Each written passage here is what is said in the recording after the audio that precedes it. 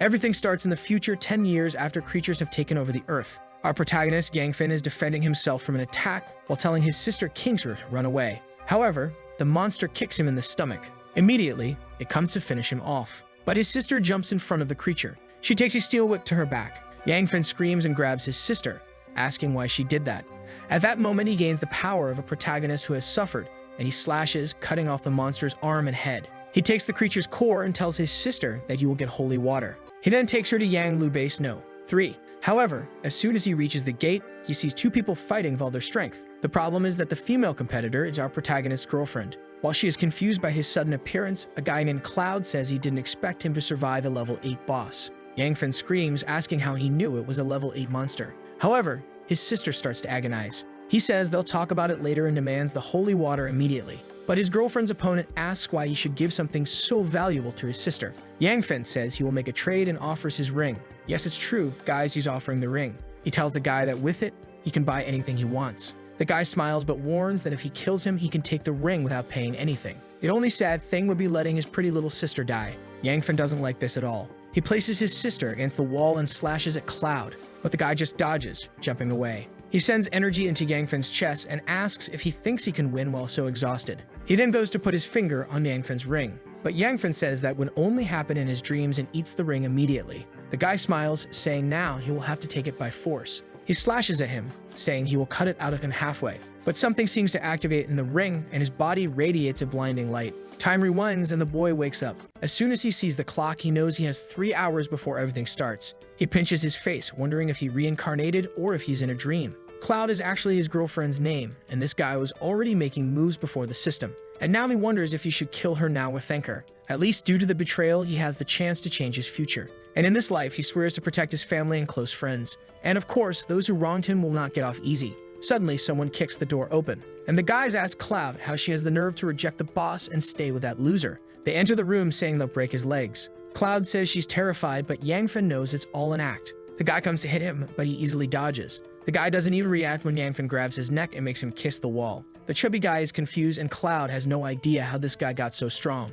He turns to the guy and says it's his turn to take a hit to the chin.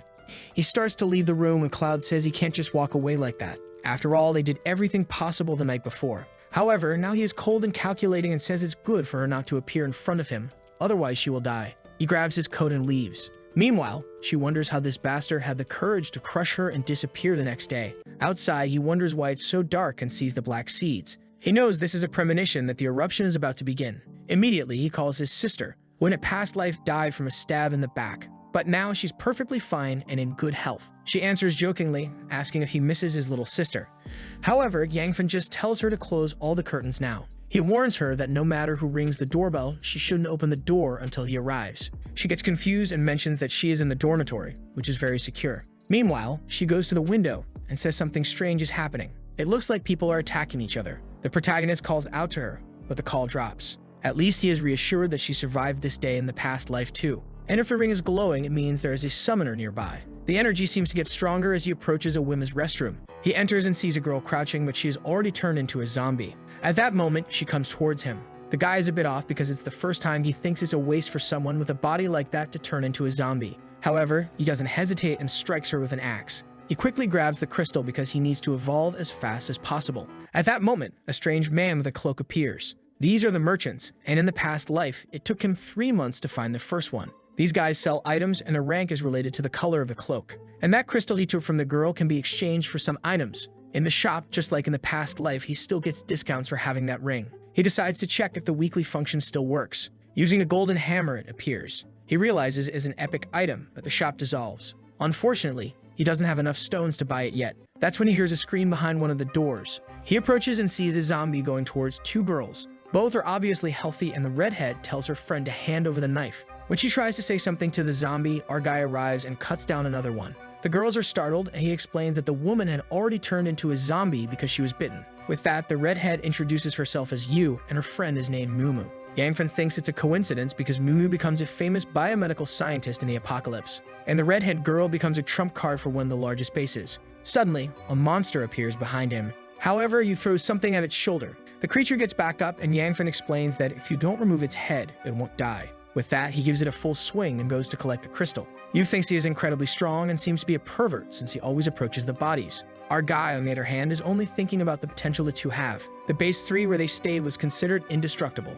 Suddenly, Yu interrupts his thoughts and asks if he is looking for this. He sees she has a crystal and asks where she found it. Her friend points to Mumu and says she was the one messing with the bodies. The poor girl tries to explain that she was just studying them, and it's not what he thinks. With that, Yu says it would be good if he joined their group. Mumu seems to agree, and Yangfen is interested since it will make it easier to get his revenge. So he agrees, and the girls tell them to stop staring at them so much and go outside so they can dress.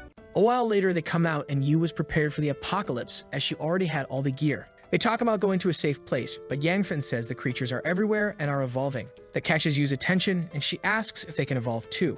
After a while, he introduces himself and says he has 3 conditions. They have to follow every order, hand over all the crystals, and traders will die. He plans to put the girls to work in the apocalypse. However, they talk among themselves, saying he seems very competent, so they agree to these conditions. With that, they head to school number 1. It's full of zombies, and Yu asks where they are going. Yangfen says just to follow him and collect the crystals. With that, he heads towards the zombies, and they think it's very risky. However, he just raises the axe and cuts the first one in half, dropping the crystal. The artist got carried away because this panel wasn't necessary. She comments that it seems like an accumulation of vitamins and minerals, and maybe that's why they became zombies. Yu wonders if they would turn into zombies too by eating it. But if that were the case, why is Yangfen so keen on collecting so many? While they were watching him, a zombie approached from behind. However, it seems a car ran over it. A guy says that despite the circumstances, he found Young-Yu again. His name is Mutian, and he is a fanatical follower of the girl. The two already wonder why this piece of trash is there. Meanwhile, Yangfen is killing zombies, wondering why they are so distracted. These girls seem to be in Disneyland, and Yu is saying the guy is the prince of the school. He turns around, but Mutian starts talking to him, saying that he could be a good bodyguard. That offer reminds Yangfen that in the future, he will be out of money and in need of food and weapons. However, at that moment, Mumu was being attacked by 2 zombies. Yangfen ignores the conversation and kills the 2 zombies, saying they attracted too much attention. From a distance, Mutian tells him to come back while our guy has already run off. The guy starts getting angry because even the zombies are running after him. And now the trio is surrounded. What Yangfen finds most frightening is that nearby there is a second-tier flower, which is an evolved creature. Mumu asks if even plants are becoming zombies. At that moment, the flower's pollen begins to fall on the zombies. Yangfen warns that it's a technique it uses to take control of the creatures. He continues killing as many as he can, telling them to follow the path he is clearing. Numu is about to be attacked when Yu kicks the monster. Our guy is impressed that she is fighting without any weapons. Then the guy approaches with the car, telling Yu not to fear because he will save her. With that, he accelerates and starts running over a bunch of zombies. He reaches the door and Yangfen tells everyone to get in with him. However, as soon as he's inside, he shuts the door, and they ask what he is doing. Yu tells him to open it, but he says she will only get in if she becomes his girlfriend. She responds that he is despicable, but he says she is wrong for denying him and being with this poor guy. With that, they turn to Yangfen and ask where they are going. He tells them to run to the back of the cafeteria. With that, they start to retreat while he thinks he has to deal with a flower, or the number of zombies won't decrease. Passing through the creatures, he wonders how it is already at rank 2. Finally, he finds an opportunity and strikes it with an axe. The problem is that the plant seems to be as hard as steel. It doesn't make any sense, and he wonders if his return to the past created some changes. With another pollen blast from the plant, the creatures start to surround him. He manages to hit one in the leg, but another comes from behind. Then the monster gets a small knife to the forehead. He asks what they are doing there, and the girls say they wouldn't abandon him to die like that. He notices a scratch on Yu's arm and asks if she is hurt. She tells him to ignore it and focus on destroying the plant for now. Mumu explains that she wants to use that gas cylinder to set the creature on fire. With that, Yu goes to the front to hold off the zombies. He grabs the cylinder, throws it at the monster, and lights it up. With that, the monster burns, and he is grateful it's a rank 2 creature. However, that's when he notices the creature's death pollen. He warns them to be careful, as it will make them fall asleep. A while later, someone is walking among the zombies looking for Yu. It is Mutian, wondering how they defeated all that. He approaches the plant and sees something on the ground. As soon as he touches the petal, something shoots up from the soil, and he spits blood. Meanwhile, Yu is telling our guy that she is feeling a bit dizzy. He explains that she got infected, and she tells him to kill her then. He throws her over his shoulder and tells her to relax. If she turns into a zombie, he will kill her without any hesitation. That's why I call a professional at calming people. While squeezing her gently, he says they need to get back to the women's restroom. He starts running and tells Mumu to follow him. He reaches the place and the vendor is there. He asks Mumu to hand over all the crystals, and they get a bit confused. Seeing him approach that person, she finds it strange to see someone standing in the middle of nowhere. With that, he activates the trade and disappears in front of them. The two are confused and wonder if they were abandoned. The poor guy is there seeing that purification water already costs 4 coins. That's capitalism's greed for you. The lucky rascal can use the ring to buy it cheaper. That's right, the oldest profession in the world. After buying everything, he spent 40 crystals and still has 60 left. He takes the item while thinking that in this life he won't be anyone's slave.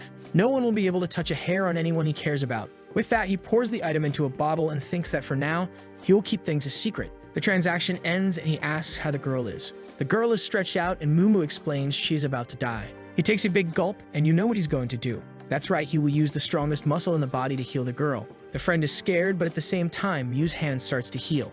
As soon as she wakes up, she shoots at our guy, thinking he believes this will save anyone. He tries to explain it was the only way when the friend throws herself, thanking him for not letting her die. Yu concludes that it must have something to do with the hooded guy. Our guy says she is smart and explains that getting close to him allows you to enter a trading area. However, he tells them to hurry as they can't waste time. Once outside, he advises them to take advantage of the fallen zombies to collect the crystals. Then one of the zombies approaches. He realizes it's Mutian. However, he notices something and tries to protect the 2 girls. At the same moment, a Tokyo Ghoul-style attack comes for Yu, but our guy is a hero and saves her again. Mumu almost swerves, and he warns that the plant has a distance limit. However, the 2 are startled. She has been immobilized and is scared about this. Thank God Yangfin cuts it down before the video falls apart. He tells them to be more careful, and she apologizes for being so slow. The plant sends out a toxin attack, and he warns everyone to cover their mouths. However, once again, the creature comes from behind. This persistent little plant is almost killing him, but he has the legendary ring that instantly purifies impurities,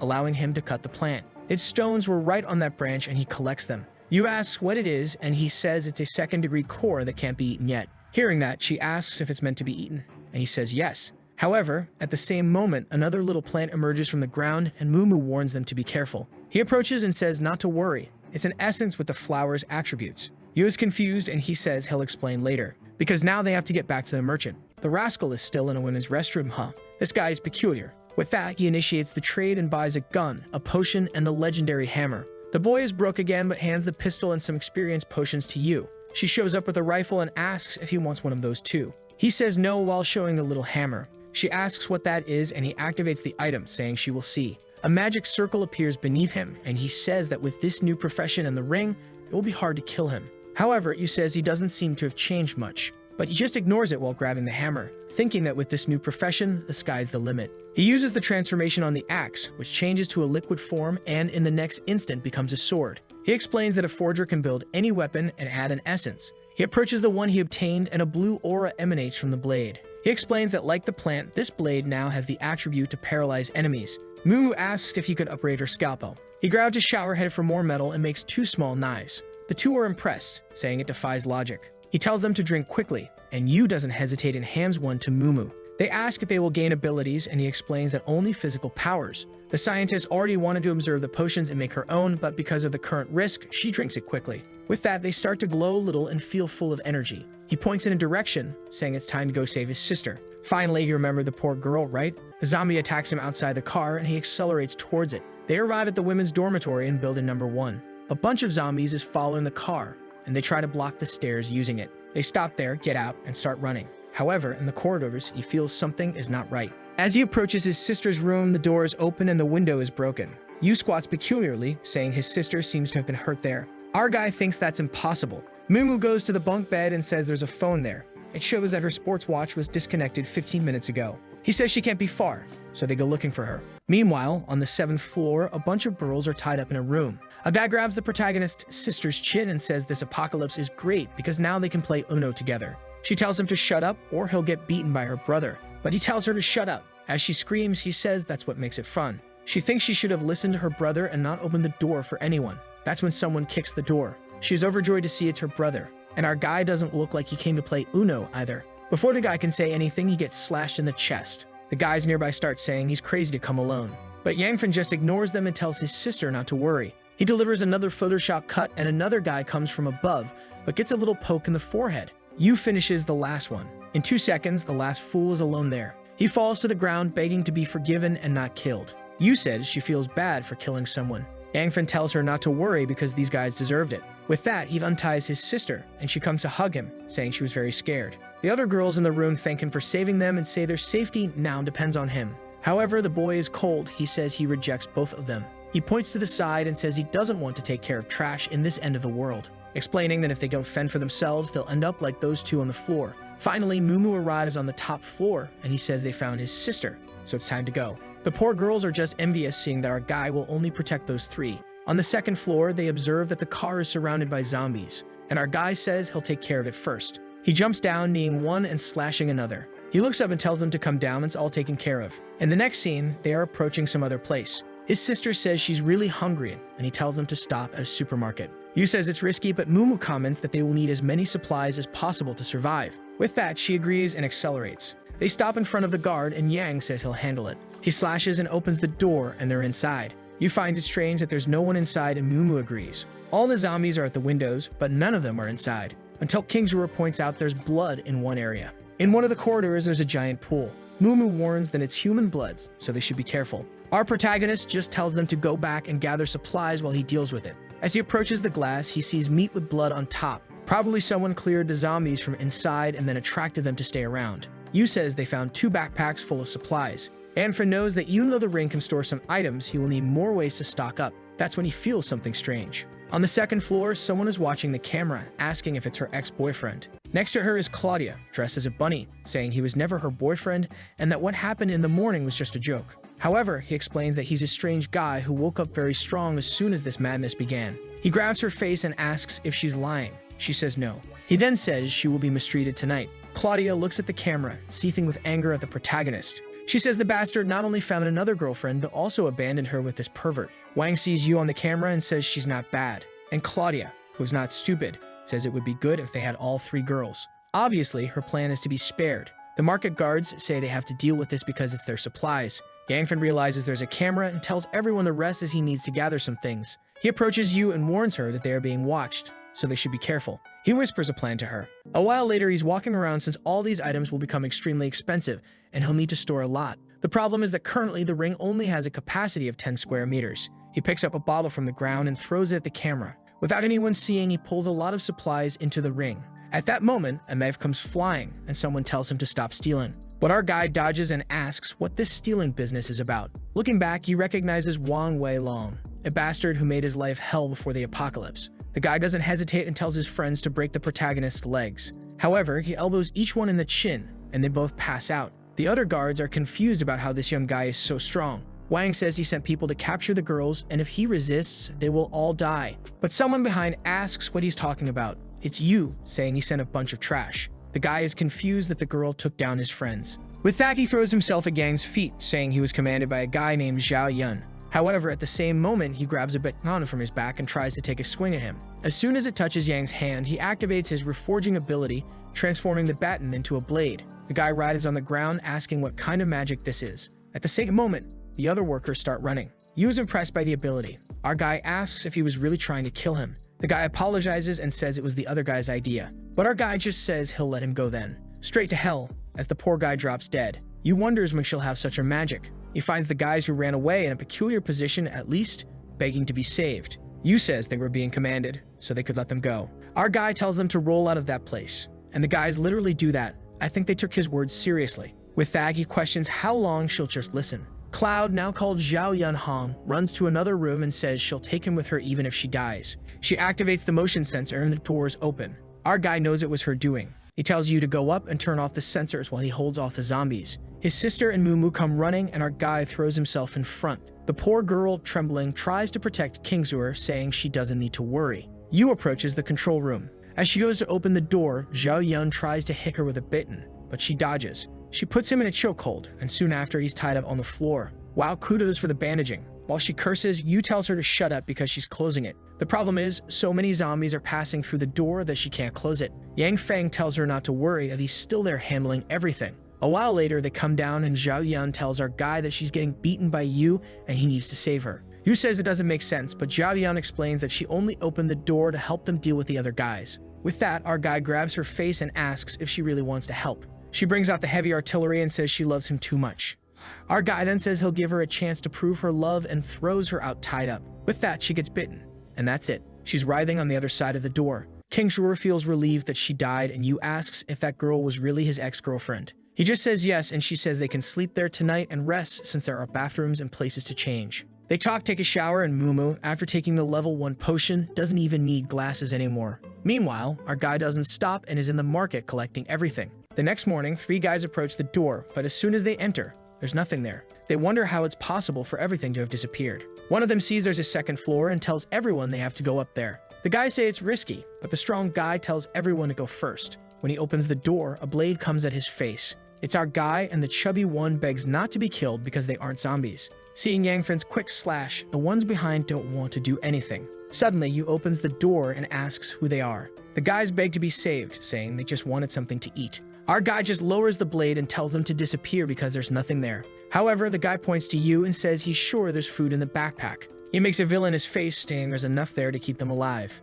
A knife flies past the heads of the two, and she warns they will die before taking anything. The guy realizes that if it had hit his head, he'd be dead. The guy in the green jacket apologizes, saying they're leaving. The strong guy asks if they're really going to do that, and his friend says to just follow them and set an ambush. The chubby one says he's not in the group with those guys and all he wants is some cat food. He even knows of a base with protection. When Yu starts to say something, something passes behind her. It climbs onto the chubby guy's shoulder, who says not to do anything.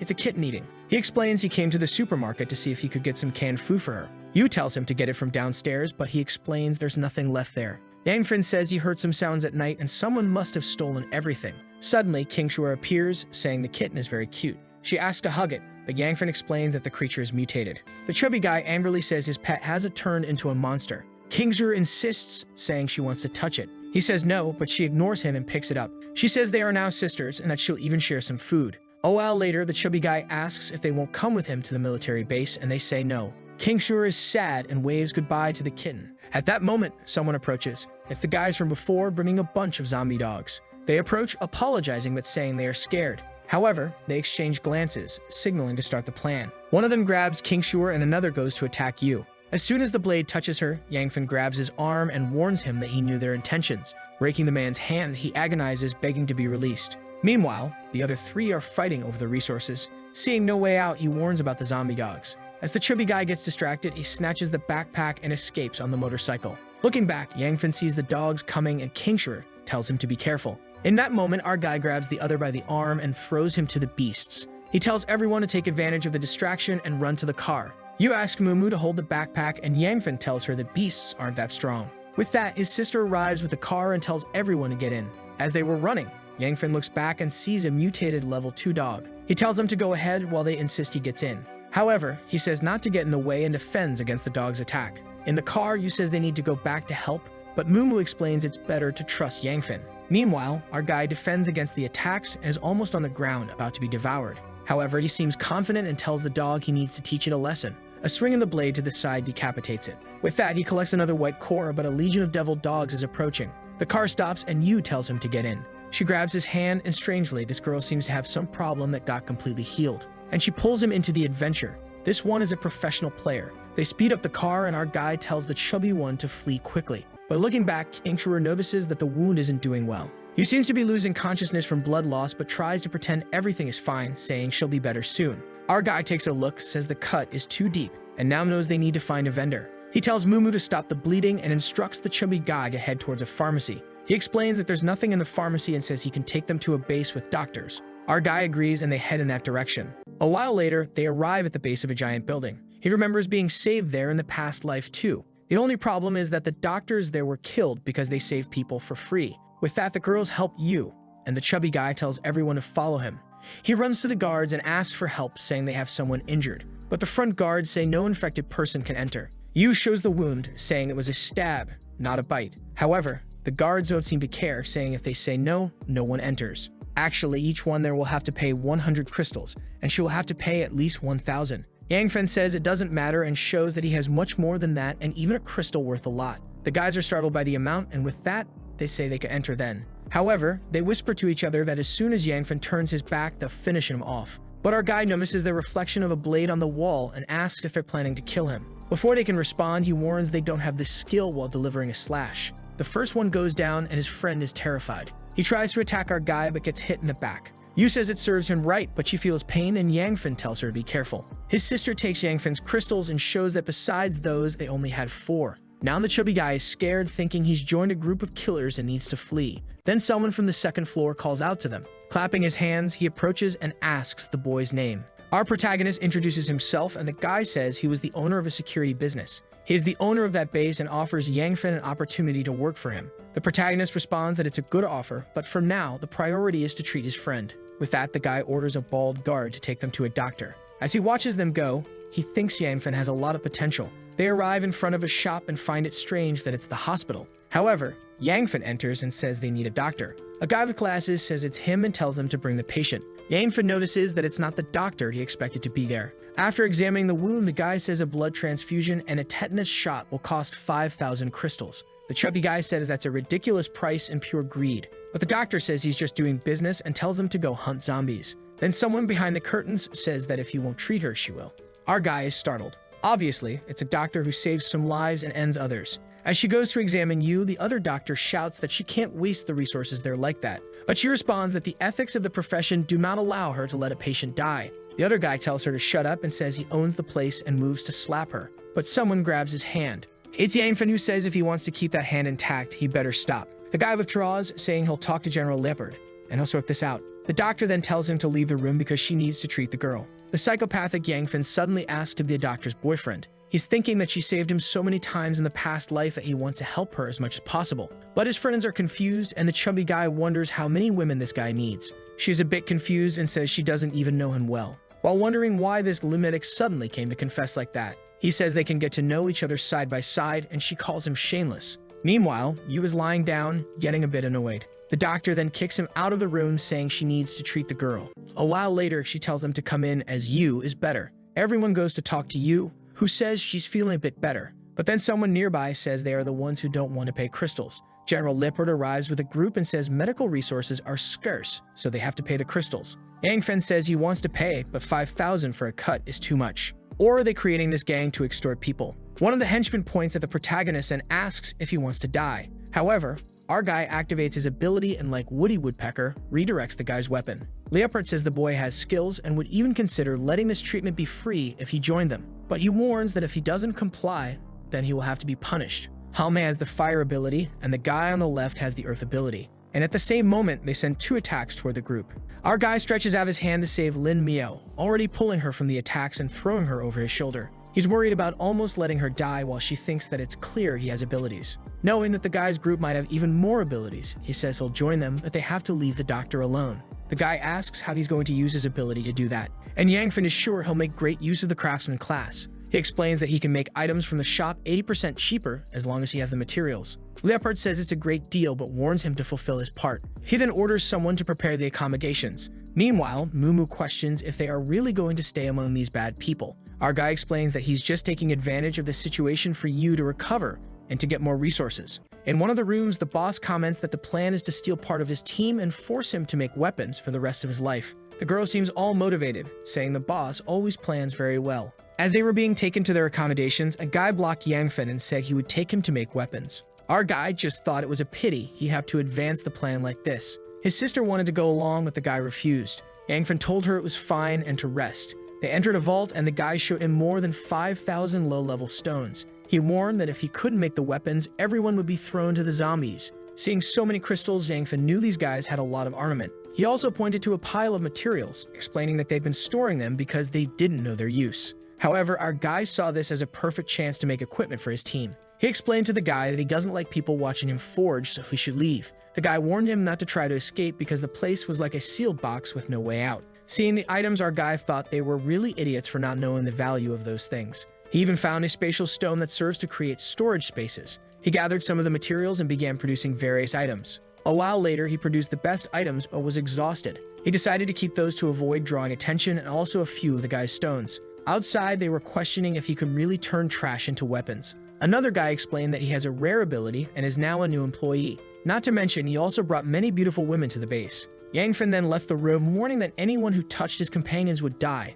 The guys explained that they would check the weapons, and if they were bad, he wouldn't see the sun tomorrow. When they got there, they saw several first-order blades and were impressed. It cost a total of a lot of trash and 3,600 stones instead of 6,000. Yangfen explained that at his current level, he could only make 10 weapons a day. The guy slashed the wood and was impressed, thinking that if this is the case, they can't lose the boy. Yangfa then said that now that he had delivered the weapons, he wanted to see his companions. The guy said fine and told a guy with glasses to take him there. The only thing he found strange was that he didn't receive any expensive agent to install in these weapons. With that, the guy opened the door, and when he entered, the girls seemed to be very at home. They felt embarrassed, asking why he didn't knock on the door. He just ignored it and threw a bunch of stuff on the table, saying he made equipment for them. His sister was impressed that he pulled out all those items from that collar. She immediately grabbed it from his hand and shook it to see if more things would fall out. He explained it was a secret storage and that she could keep it. He also gave a second-order Desert Eagle and glasses to Mumu. Yu was impressed because it was an infinite ammo weapon, and Mumu's item could analyze any other item.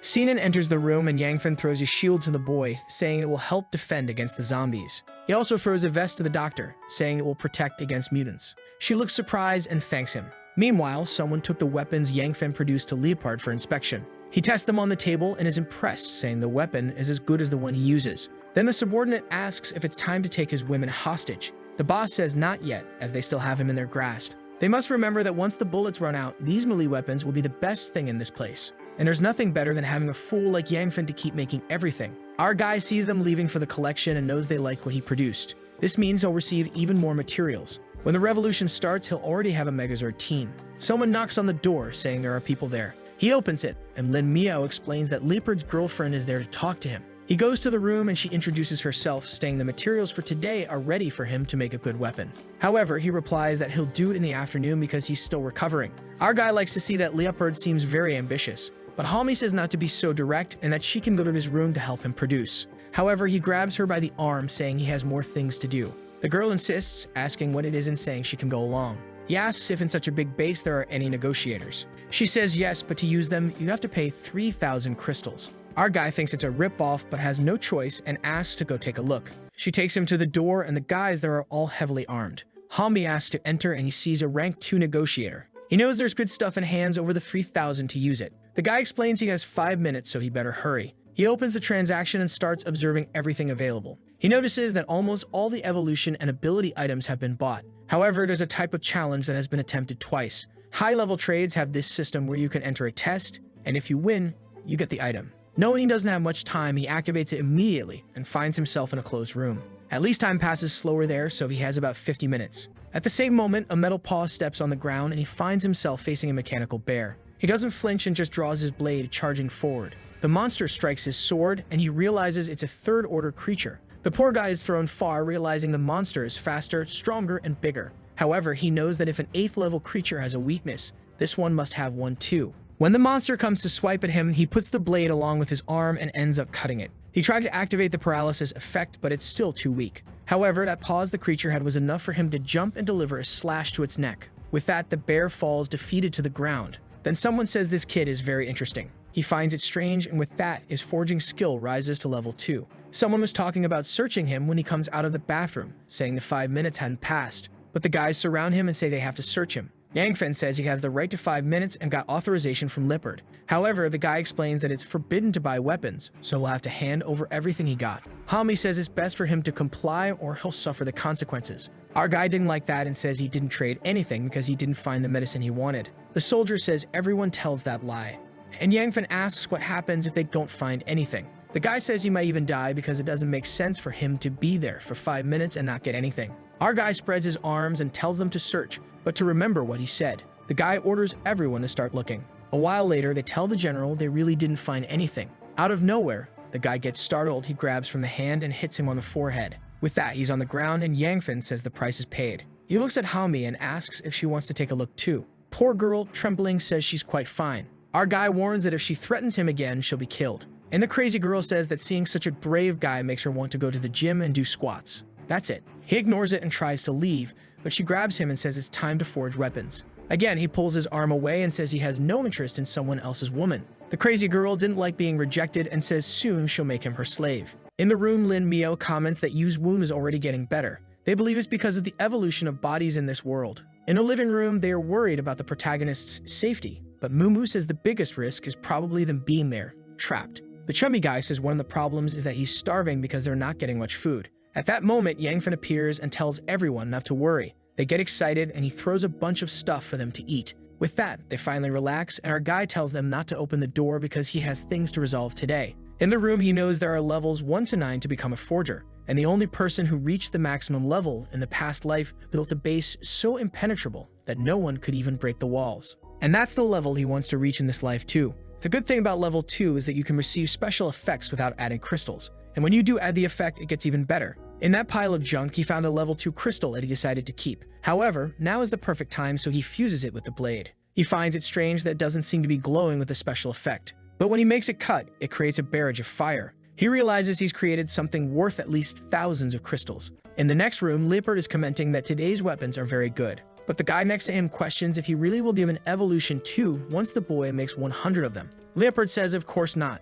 As soon as the boy makes 99, he'll say they're all trash. 7 days later, he delivers another batch of weapons. As always, he takes the best resources, produces good things, and hands the trash to the guys. He goes to the usual bathroom, and now everyone greets him. Obviously, they still ask for payment, and he gives it to avoid trouble. With that, he goes to the vendor and opens the trade. He activates the ring's weekly item function, hoping not to be disappointed. What appears is his staff that unlocks the sage profession. He gets excited because many people would kill just to have something like this, and now he needs to convince a certain person because her using it would be perfect. And maybe it's time to collect some necks. As he leaves the bathroom, Hami says he's making her feel ugly, and at the same moment, someone knocks on the room door. When they open it, it's the henchman from before saying the girls now have to go with them. Kingsruer tries to run, but the guy orders everyone to be captured. They hide behind Yuen, who, with her level 2 gun, warns that their heads will explode. Their boss says his skin is steel and she'll embarrass herself if she does anything. She ignores him and shoots him in the arm. Immediately, he sees that his skin was penetrated.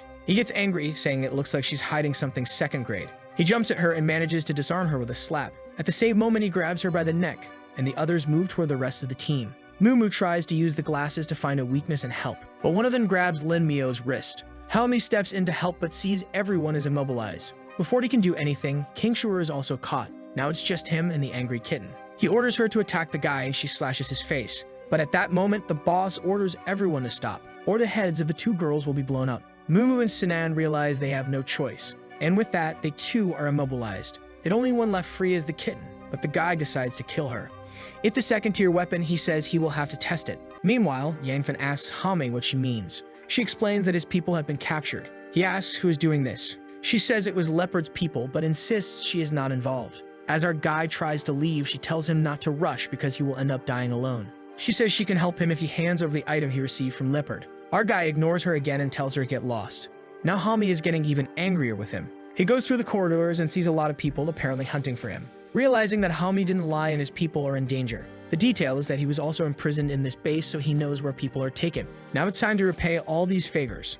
In one of the cells, a bunch of guards are standing at the door. One of them is distracted and Yangfen is right behind him. He pulls out the light armor and says it's time to use it. He activates the item that equips on his chest. Meanwhile, the team is being thrown into one of the cells. Yu comments that they can't just sit around doing nothing. And Mumu says that with her glasses, it's easy to analyze the rope so it can be cut. But as soon as they start cutting, the guys seem to notice something. They open the door and kick, telling them not to think of doing such things. Yu takes advantage and trips the guy, telling him not to hit women. And Sinan's kitten had already freed itself and freed him. With that, he mounts a peculiar guy. The problem is that they already have a gun pointed at the boy's forehead. And as a bonus, he gets slapped in the face. The kitten came running to help and started mewing. The guy immediately pulled the trigger and said he would kill her. He fired and the chubby guy threw himself in front. The guy said that if that was the case, he'd send him to heaven first. But at that moment, something came flying and a boot hit the guy in the face. He asked who had attacked him. From the door, Yangfen with his flaming blade said it was him, already warning that they seem eager to die.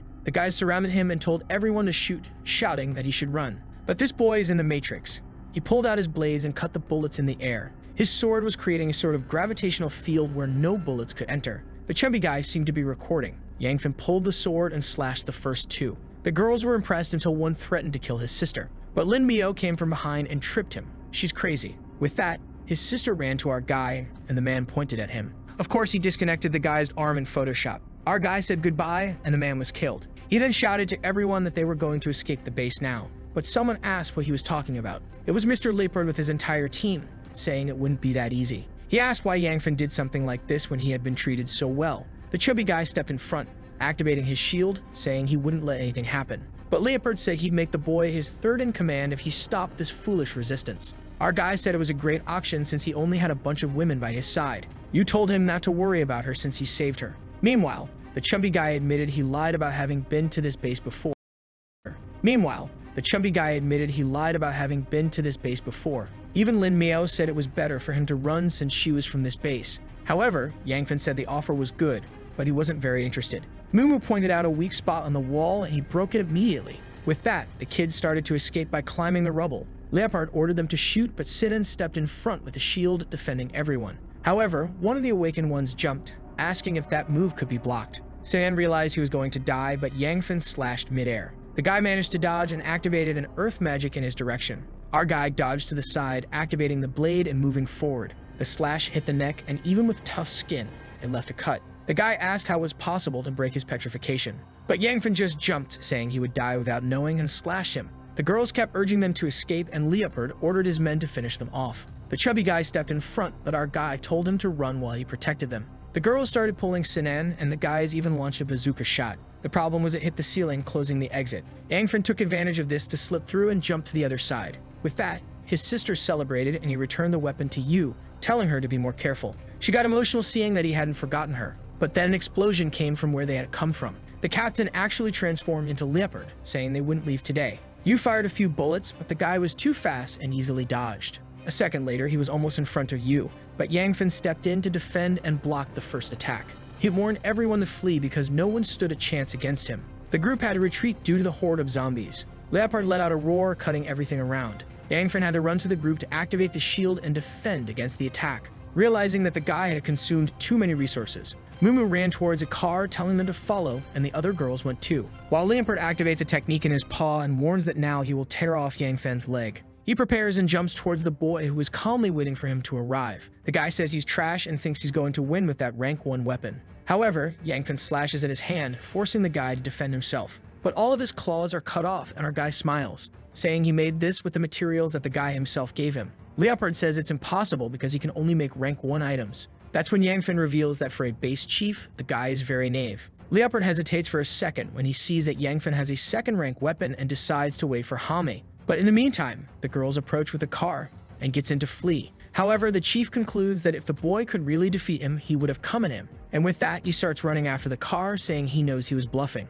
Yu tries to shoot, but he easily dodges. Yangfen tells them to head to the part of the city with more zombies, while Leopard is right next to the car, keeping up. They start passing through the horde of zombies. The car can easily ignore them, but Leopard has to deal with a few. King Zur celebrates that he's falling behind, but the guy with a roar cuts everything in half. He explodes the area and resumes chasing the car. The crew doesn't understand why they can't escape and tells Mumu to speed up, but then she warns that there's something ahead of them. There was a giant zombie, and Yangfen warned that it was a third-class one. Our guy immediately told them to stop the car and warned that third class is much more dangerous than Leopard himself. The monster jumped towards the car and Leopard came right behind. But the third-class monster sensed that Leopard was more dangerous and went after him. The base leader got furious while Yangfen told them to speed up the car. They left the two fighting and headed in another direction. Mumu found it strange that the creature didn't attack them, and he explained it was because Leopard was more dangerous. The doctor then asked where they were going, and our guy said to head to Hoshin City. He noticed a strange expression on Yu's face and asked what was wrong. She said it was nothing.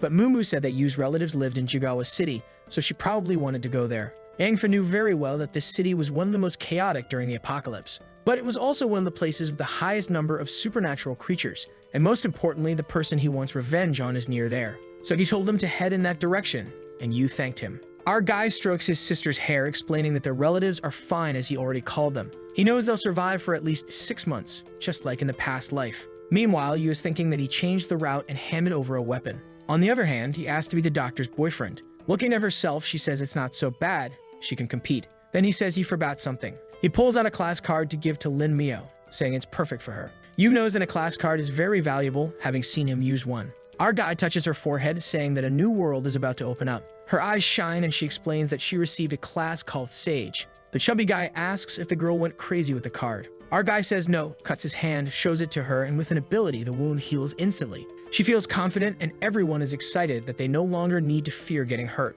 Lin Mio then asks why she's feeling so tired. Our guy explains that it's the cost of the ability. Lin Mio says if it makes her that tired, it's better to use medicine. However, Yangfen explains that at higher levels, she can regenerate an entire organ in a second. Lin Mio is all excited. Meanwhile, Yu is feeling envious, thinking she will have to gather a lot to buy one of those. But then our guy suddenly says he has an idea and tells them to stop the car. He says it's a good idea to go back to Leopard's base and steal everything while he's distracted with the monster. His sister says it's very dangerous, but he says that without the guy there, it will be very easy. Yu says she'll go too, but Mumu says she's too weak for that. The poor girl is left desolate, and in the next second, our guy is out of the car and heading towards the base. He easily defeats the zombies and goes back through the same place they left. Some guards are still there, but he quickly takes them down. He goes to the room where the guys hid the stone resources and starts collecting everything. And the most important thing, the 2 tubes of first order healing potions. As he collects everything, he's impressed that an ordinary guy managed to get so much. It looks like he'll have to evolve even faster if he wants to protect everyone.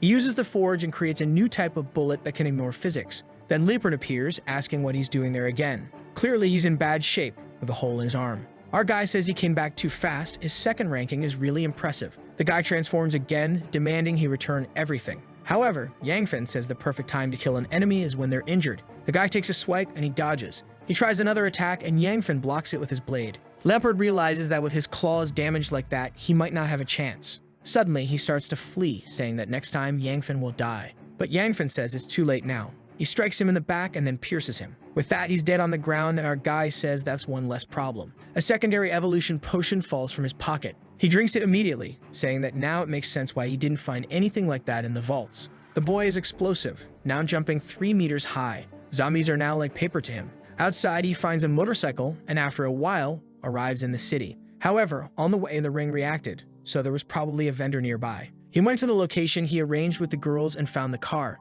He followed the tracks until he saw a group gathered around something. Strangely, there were a lot of people immobilizing Sinan. He saw that they were normal people, not zombies, but if they were going to do that to a friend, he couldn't forgive them. However, when he was about to attack, Sinan said the guys were good people. And the guys explained they were forced to do it by the village chief and a kind of tree magic. Yangfen was confused, freed Sinan, and asked where his sister was. Immediately, the chubby guy started running, saying they'd explain later and first needed to save the girls in the mayor's house. On the way, Yangfen asked what happened. Sinan explained that they were driving when a little girl fell on the hood. He stopped to help her, and she clung to his leg, saying her father was dying and needed help. Yu said it was dangerous, but Lin Mio explained that she could heal him quickly, and they could continue their journey. However, the little girl wasn't very friendly and thought the trap had worked. They approached a pink tree, and from a distance, a guy commented that the girl was getting very clever. They approached a wooden house, and she explained that her father was there. Yu looked around and found it strange that there were no zombies. The girl went inside and talked to her father, who was coughing. At that moment, Lin Mio went and used her ability to heal him.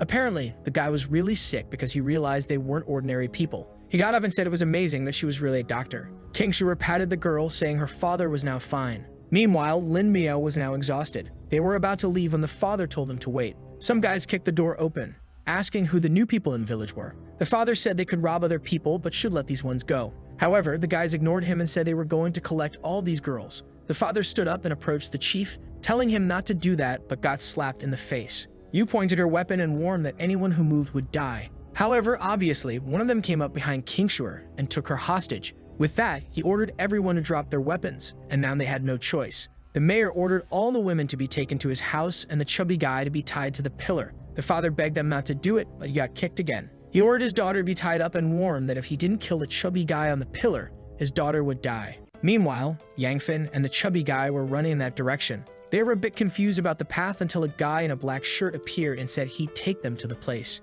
It was the father of the girl who needed help, and he said they were near the sacred tree. It was over 200 years old and had been protected by the village for generations. However, when the apocalypse started, the tree gained powers and killed villagers. But just when it was about to kill the chief, it stopped a second before. Since then, everyone has been worshipping him, thinking he has control over it. Yangfen knew that trees couldn't be controlled like that unless the guy had an elf mutation. With that, they approached the house. Yangfen arrived with a kick. The guy had immobilized everyone and was about to do something to Yu. But that's when Yangfen showed up. The chief asked where the guards were, and our guy said they were all dead. He jumped towards the guy and told him to get his hands off his woman. He freed the others while Yu was emotional that he called her his. The guy said to wait, that he had an offer to make. Yangfen asked why he was deceiving everyone while the guy was preparing to kill him. The guy tried to react with a weapon, but in half a second, our guy cut off his arm. The girl's father begged him not to kill the chief. However, Yangfen explained that this guy wasn't the chosen one in the tree. But at that moment, another girl was taken hostage. Now the guy's daughter was being threatened. The chief smiled, saying the game had turned. While the father begged Yangfen not to do anything to the guy on the ground, the other one was threatening his daughter. Do you remember that the last chapter ended right when Yangfen said he was going to kill the guy on the ground? The other one, who was behind the girl, said that if he did that, he would kill her. However, blood splattered as Yangfen mercilessly struck the neck. With that, the guy retaliated and hit the girl. The father ran desperately, shouting for his daughter. With her in his arms, she turned to the doctor and asked her to save her. Yang Fan then turned to the guy and said that his daughter's life was now in his hands and that he should call everyone from the village. Immediately, he ran off while the doctor tended to the little girl. Yang Fan looked at the guy whose arm he had cut and told him to stop pretending to be dead. Immediately, the guy got up, saying he was a good man and didn't deserve this. However, another person came from behind and kicked him, telling them to go to the tree. When they got there, it was exuding a giant aura. In front of it was one of the merchants. Our boy was impressed because the merchant's cape definitely indicated good items. Mumu explained that it was an alien tree that science has difficulty explaining, and Kingzhur commented that there was someone underneath, but it didn't seem to be attacked. The villagers then started blaming the person under the tree. However, Yang Fan knew they were just doing that to shift the blame from themselves. At this point, you explained to the protagonist's sister that the guy was just there for you to trade some crystals for items. At that moment, the girl's father arrived with the rest of the villagers. They saw that the tree was emitting an active aura and started saying they should run because it would kill everyone. Before Yang Fan could say anything, they were already running back. The guy whose arm Yang Fan had cut was thinking he could use the tree to kill the boy and threatened Yang Fan, saying that if he didn't run away, he would kill him in 10 seconds. However, Yang Fan ignored him, punched him in the back, and told him to show how it's done then. The other villagers were scared of our boy pushing the chief towards the tree. He approached and something came towards him. This time, however, it was the boy who was attacked by it. The villagers started questioning if that guy was controlling the tree. Yang Fan opened his arms and declared that from now on, he was the only one who could control the tree. The villagers, uncertain, asked if he was sure about that. He approached, but the girl's father told him to wait because it was too dangerous. But Yang Fan had a plan and was already opening a bottle while activating the ring. He knew the tree was dominated by a black seed and all he needed to do was purify it. You wanted to help, but Mumu said it was too risky, and they should trust Yang Fan. The best the two could do was stay back and give some support. The tree attacked, but Yang Fan jumped and easily dodged it. He moved forward with his aura activated on the blade and made a direct cut on the energy branch. However, there were many branches and one found an opening on his back. The guy hit the boy hard. Worst of all, Yang Fan realized that the level 2 sword wasn't cutting. Once again, an attack came head-on, and just like before, he noticed another attack from behind. But something interfered and changed the tree's attack direction. It was Diryu messing around with a gun. However, something startled her. Yang Fan was being attacked from 5 sides, but the boy was motivated and dodged everything with a jump. He grabbed the purified water and threw it toward the trunk. As soon as the water hit, it seemed to be absorbed and strange smoke began to come out of the tree. The entire tree started shaking while Yang Fan watched. This boy thought he was in a video game and went to the vendor to buy what he needed. He didn't know if the water would purify, so he was at least going to take advantage of the situation. Something fell to the ground. Apparently, the tree broke, and they seemed confident he had won.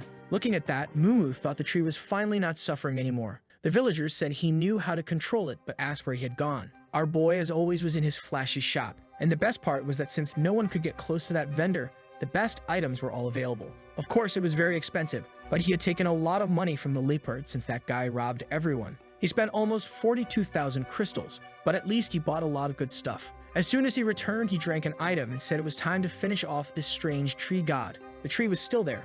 What had fallen were some branches. Yang Fan seemed to notice something. Before he could act, the villagers suddenly knelt, saying he was the god of that place. Mumu explained that since he calmed the branches, people thought he really was some kind of god. At that moment, his brother came running and asked how he dealt with that weird guy. Our boy ignores everyone and just grabs some evolution agents and tells them to consume them. He hands one to you, saying it's a second-class agent, so it will help her body become much stronger. Since she received a higher level one, she's blushing now, wondering if he really likes her that much. She starts emitting a Dragon Ball Z-like aura and says she feels power surging out. Everyone comments that they feel much stronger than before. Then our boy hands a royal class card to his sister. With that, she can move through space and even fly, so she won't be captured anymore. He also bought an Elven Race card for Mumu, which will allow her to communicate with plants. Both activate their cards and feel more power arriving. Man, she's the Elon Musk of the apocalypse. I've never seen anyone buy so much stuff in a game. With the new class, Mumu can hear the tree thanking them for their help. A strange energy comes to her, and a green creature with a crystal on its forehead appears.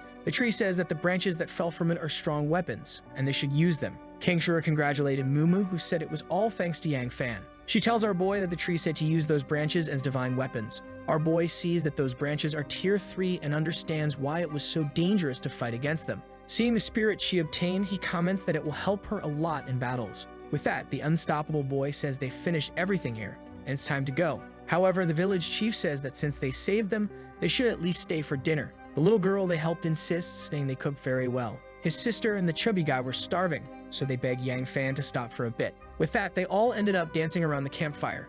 Meanwhile, the doctor told our boy that she wanted to stay like this forever. However, our boy is only thinking that she should enjoy the happiness here because when they get to the city, things will get crazy. The scene shifts to half a month later in the middle of Jikuan City. Unfortunately, their car is out of gas, so they will have to walk the rest of the way. Mumu comments that this journey has been good as they are getting familiar with their powers. He wants to find her parents and show them that now she is stronger and can protect them. Suddenly, Kingshuer notices something. A zombie is coming their way, but Kingshuer seems very calm. She jumps and starts floating with her new ability. Meanwhile, from a distance, Yu easily finishes it off. Another creature heads towards Mumu and the doctor. Mumu activates the tree spirit, which impales the poor thing. Yet another creature leaps towards the chubby guy. The monster lands in front of them and Mumu warns them to be careful. She says it's a level 2 zombie and it's strange to see it in this part of the city. However, the chubby guy just activates his shield and says there's nothing to worry about as that creature will never get close to them. The creature begins to get bombarded with a barrage of magic. It's clear that everyone in the group has become much stronger over the past half month. Yang Fan then appears, commenting on how much they've improved. Even he didn't expect everyone to evolve so much in just half a month. In a split second, Kingshuer approaches the zombie and grabs the crystal, appearing in front of the protagonist who congratulates her. However, suddenly something else approaches them. Our boy remains calm, wondering if it's an ambush, but his sister easily saves them, stating it's impossible for them to die so easily. Mumu activates her goggles and points out the direction from which the attack came. With that, they have a mental connection as Yu takes a shot, hitting a girl holding an aid of a Yuan. Yu immediately demands to know why she is attacking them. The girl, who looks like she will join the protagonist's group, says they are a bunch of trash who rob other people. Kingshuer retorts that she is ridiculous for saying that while attacking them. However, the girl suddenly points to the protagonist, saying that Yang Fan stole a crystal from her. She had been fighting a rank 2 creature for the past 5 days, and now they come and take it. She then tells a sad story, saying she needed that crystal to trade for medicine for her little sister. Yu, in her innocence, decides to believe her, suggesting they might help her and she can also show them around the city. Our boy, with his elephant-like memory, recalls 2 sisters who were extremely strong in this city.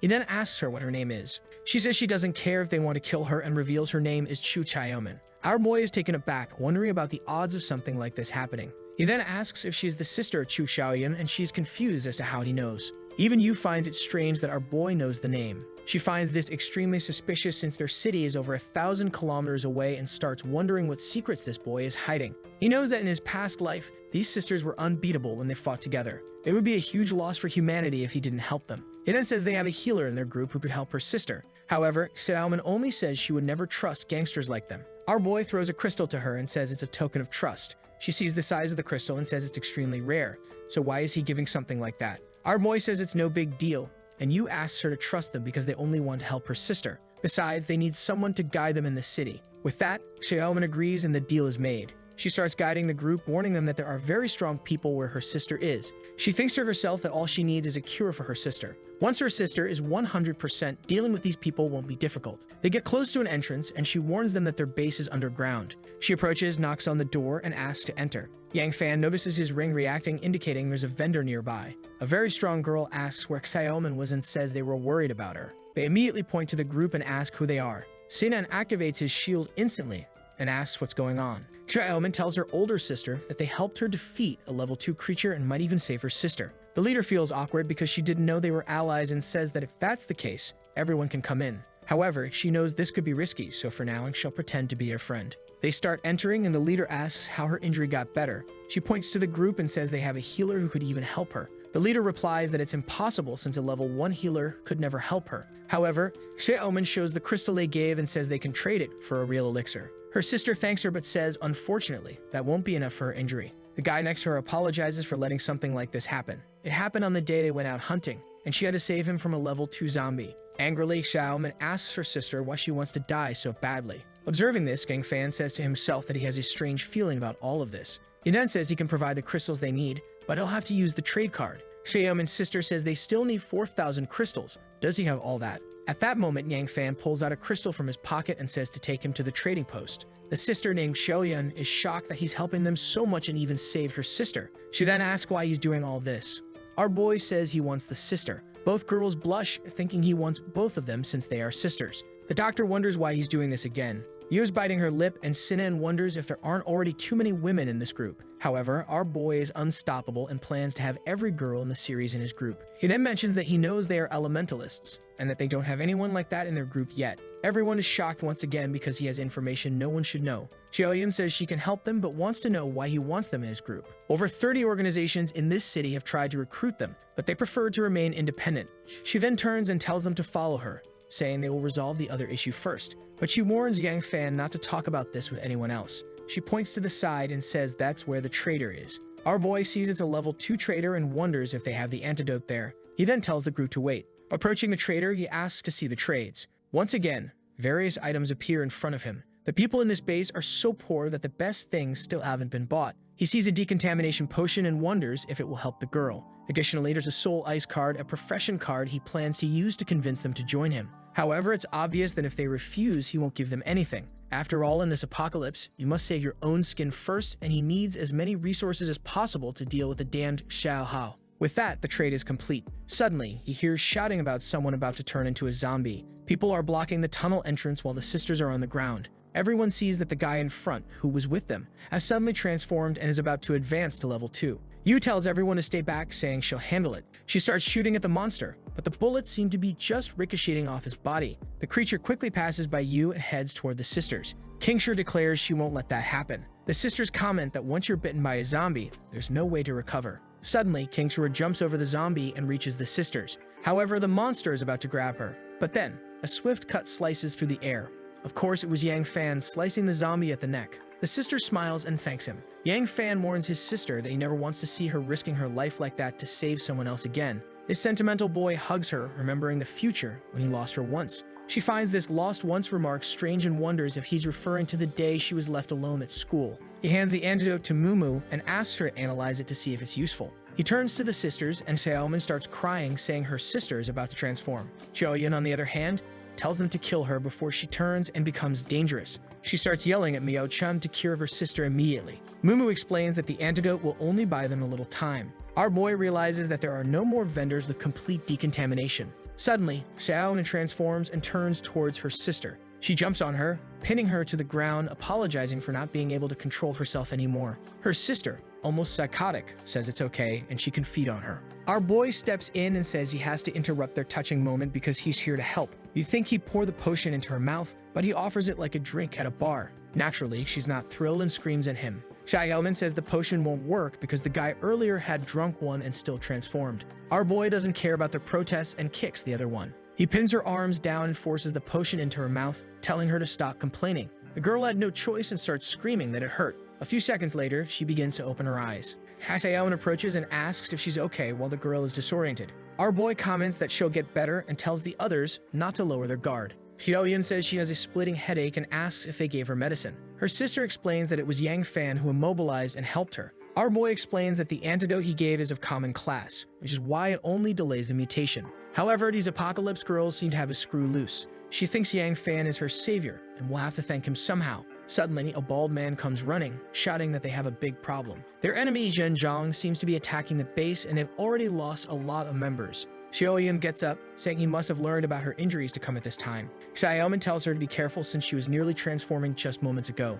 You ask the protagonist if they will help. Our boy says they will check out the situation for now. Outside, there's a fierce firefight reminiscent of a CS match. The enemies are there because they know there's a trading post inside the base, which is why they want to take it. Suddenly, someone destroys the door. It's Xiaolian, quite literally on fire, saying she's there to handle things. The enemies ask why she's there since their intel said she was injured. Now the guy is unsure, thinking if she's using abilities like that, they're in trouble. The base members cheer upon the arrival of their leader, and she says that guy is bold to come here. However, she suddenly feels a strange pain. Her magic deactivates, and her sister asks what happened. The enemies celebrate again, saying the intel was correct and she's not doing well. They immediately send a group to invade the bomb site. The people at the door say it's better if they stop there. However, the enemy leader orders everyone to stay put, warning that if they make any move, their leader will be blown up. Xiaoman points out that if he does anything, he will also be killed. This place is worse than Afghanistan, and the sister tells him not to do anything. The guy drops his weapon, saying it's fine and he won't harm the sister. However, he then orders the bald guy behind him to shoot Xiaoman in the hand. The bullet hits her arm instantly. The base members begin pleading for the girl's lives, and she cries, begging them to stop. She screams at Yang Fan to please save them. At that moment, there's a sudden crack, and everyone turns, scared, not knowing who did it. The leader looks around, unable to find anyone. Once again, he threatens Xiaoyan's life, saying if no one shows up, he'll kill everyone. Then someone approaches. It's Yang Fan, asking what happens now that he's arrived. The sisters are terrified, while Xiaoyan wonders why he keeps helping them so much. The bandit tells our boy that he knows he's not from their base, so he'll give him a chance to run away. But the truth is, he's terrified because the boy seems too confident to be alone. Yang Fan simply asks if he's done with his little show because they don't have enough people to stop him anyway. This catches the leader's attention. He immediately orders his men to aim at Yang Fan, asking who this kid is. The others say they don't know, so it's best to take him out before anything happens. However, two hands appear from behind Yang Fan, firing shots. A barrage of bullets flies past our boy. At the moment the enemies shoot back, his sister teleports to the front along with Sinan, who activates his shield. The synergy among these kids is impressive. His sister says everything is fine, but Yang Fan replies that there was never any problem to begin with. The enemies on the leader's side are all taken out. Now he realizes that Yang Fan was never alone. On the contrary, he was always well accompanied. Miao Chun says to take care of the rest while she helps the wounded. With that, the sisters celebrate, saying they are finally safe. The fallen enemy leader asks why so many strong people are helping these two sisters. Xiaoyan, smiling, says they are simply lucky. She then demands to know who gave the information that she was injured. The guy reveals it was someone named Qin Jun, who mentioned they were looking to buy a level 2 antidote. She thanks him for the information and promptly knocks him out. She turns to Yang Fan and says he saved them once again. As usual, the artist got carried away while she says she doesn't know how to repay all his kindness. She may not know Yang Fan well, but she is sure she can trust him. Xiaoyan apologizes for having screened for his help, saying she was desperate. Our boy tells them not to worry because he was just looking for someone in this city. Xiaoyan then says that if that's the case, they will help him find this person. However, she questions whether, with his base now only having 10 people, they would accept everyone joining them. She's uncertain because even though he invited her and her sister, he didn't mention the rest of the group. Yang Fan says that's fine, but everyone will have to follow his orders. They smile and thank him. Our boy knows it won't be easy to dominate this city, and having the two sisters will help a lot. Xiaoyan turns to the rest of the group and announces that from today, everyone will obey Yang Fan. The guys thank him and call him Boss Yang. King Shuer says that everyone is now an ally. Then our boy turns to the sisters and says that now that they are allies, he has a present for them. Yang Fan knows what will happen in the future, and this card will be perfect for them. Looking at the card, she asks if he's really going to give it to her. Of course, he gives it to Xiaoyan, who is in disbelief at how much he's helping. She then gives a little kiss to the girls, making the others jealous. Xiaoyan seems angrier than Yu, who finds it strange that this girl was so scared. Xiaoyan activates the crystal, receiving the Soul Ice class. Xiaoyan is once again convinced that the best option is to always stay by Yang Fan's side, especially since he just made her sister even stronger. A happy Xiaoyan thanks him and says she wants to test her new ability. She unleashes a barrage of ice on the fallen fool, who slides away, making her exclaim how amazing it is. Yu, feeling sad, comments that now the group has 2 more people with abilities while she is the only normal one. You might feel sorry for this girl, it's time for her to get the Exodia class or something. Yang Fan tells Xiaoyan to be more careful since she'll get exhausted if she uses too much power. Miao Chun helps Xiaoyan recover. Yang Fan's priority is to learn more about the city and find Yu's parents. With her injuries healed, Xiaoyan offers to help him start this mission. King Shuer says she wants to go with him since she has teleportation abilities. However, Yang Fan says it will be too dangerous and she has a more important mission. He tells her to check the food reserves at the base and give her a necklace if needed to help the people. Xiaoyan's group is starving since they haven't found much food since the beginning of the apocalypse. King Shuer activates her necklace, filling the ground with supplies. Seeing the abundance of food, people say they had forgotten what this kind of food looked like. The two sisters rush over, desperate to eat. Yang Fan says it's okay, they can take a break, but as soon as Xiaoyan finishes eating, they will leave. The group gathers around, desperate. Yang Fan knows that in the apocalypse, food is the easiest way to control people. In the end times, women would sell their bodies and men would enslave themselves just to get some food. The hungry girl comes running, saying she's finished and they can go. However, Yang Fan notices something. She grabbed a chocolate bar and put it in her pocket. He knows that it's very valuable. He tells her to come on, but he has a slightly stern look on his face. As they walk through the city, she provides information about who controls each area. Suddenly, a zombie comes towards the two of them. Xiaoyan steps in front and activates her flame ability, easily burning the creature and sending it flying. She explains that they are in the 5th ring, where only low-level creatures are found. Near the 3rd ring, there are many level 2 monsters and even some level 3s. Yang Fan knows that Yuan's family is near the 3rd ring. He then asks about the other 2 rings. She explains that she has no idea, as they have only reached the 3rd ring at most and cannot advance beyond that. However, she encountered an organization of some humans on the edges of the 3rd ring, but they need to be careful because the people in that region are much more organized and powerful. He asks if she could handle a level 2 creature. As she says it wouldn't be easy, a creature approaches from above. She activates a bright flame and throws it at the creature, which easily dodges. The zombie heads towards Yang Fan, and she warns him to be careful. However, he just grabs her wrists and says she doesn't even know how to use her own abilities. He redirects her hand and tells her to activate the ability again. This time, the attack hits squarely. The zombie is on fire but still alive. She's shocked that Yang Fan knows how to use her abilities better than she does. Our boy lands a sword strike, commenting that her level 1 abilities are very weak. The crystal drops from the zombie's head, and he says she will need to evolve soon since they need to go to the 3rd ring. Shirley is impressed that he killed a level 2 creature so easily. A while later, they are back at the base, and Sinan asks if they really need this special training. Yang Fan explains that this place is much more dangerous than before, and they need to search for Yu's parents. The special training will have 3 phases. First, they need to familiarize themselves with their powers and understand how to win a battle using them. His sister says she already knows how to save opponents and escape from enemies, so she doesn't need this training. Yang Fan asks her how many times she can teleport per minute and what the maximum distance in meters is. She looks confused, saying she doesn't know such precise details. The others start thinking that knowing these kinds of details could really make the difference between life and death. However, Yu is still crying because she's the only one without any abilities to participate in the training. Yang Fan turns to Mumu and Yu and says that they are not exceptions. Yu becomes excited, saying that she's sure she'll soon receive some special power. She starts talking to herself, feeling selfish for thinking this way when everyone is trying to save her parents. She reminds herself that she is Yang Fan's shooter, and even without abilities, she is still strong. This sweet girl is highly motivated to help our boy. Yang Fan says they will need to undergo regular physical training and not just rely on the strength given by potions. Additionally, they need to improve their teamwork. Mumu mentions that they've already been practicing a lot and asks if it's really necessary. Yang Fan explains that the training will be different now since they will be training by hunting zombies. They will not only strengthen their abilities but also learn to depend on each other. They need to learn to combine their abilities to reach their maximum potential. Only this way will their group be strong enough to reach the 3rd ring.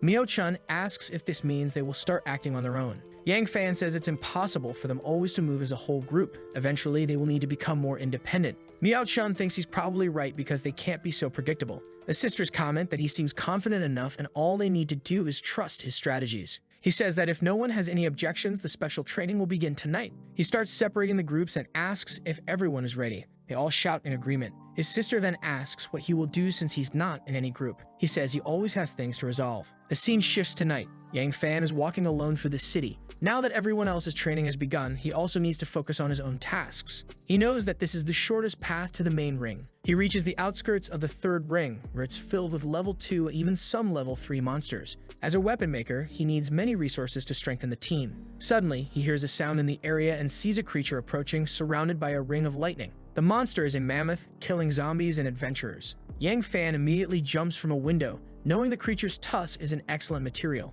However, the monster stops and stares at him. The mammoth charges towards Yang Fan, who remains calm. He knows the creature is at least rank 3, so he needs to be cautious. He grips the sheath of his sword, saying he also needs to gauge his current strength. The creature's attack throws him into the air. He realizes the creature is actually about to advance to level 4. As he is thrown up, it becomes clear that the monster wants to impale him on its tusk using gravity. However, he smiles, stating that this strategy is foolish against him. Using the momentum from the fall, he activates his sword's power. The attack hits the creature squarely. He pierces its eye, saying he's practiced this hundreds of times in his past life. He retrieves the crystal it was about to drop. The monster roars and emits a glow. Yang Fan is once again thrown into the air. He lands on the ground while the beast stands still staring. He's impressed that even on the verge of death, the monster still had the ability to retaliate. However, he's taken aback as another ring of electricity appears around the creature. He recognizes this as the light evolution. The monster is advancing to level 4. Yang Fan has encountered situations where creatures evolve mid-combat before.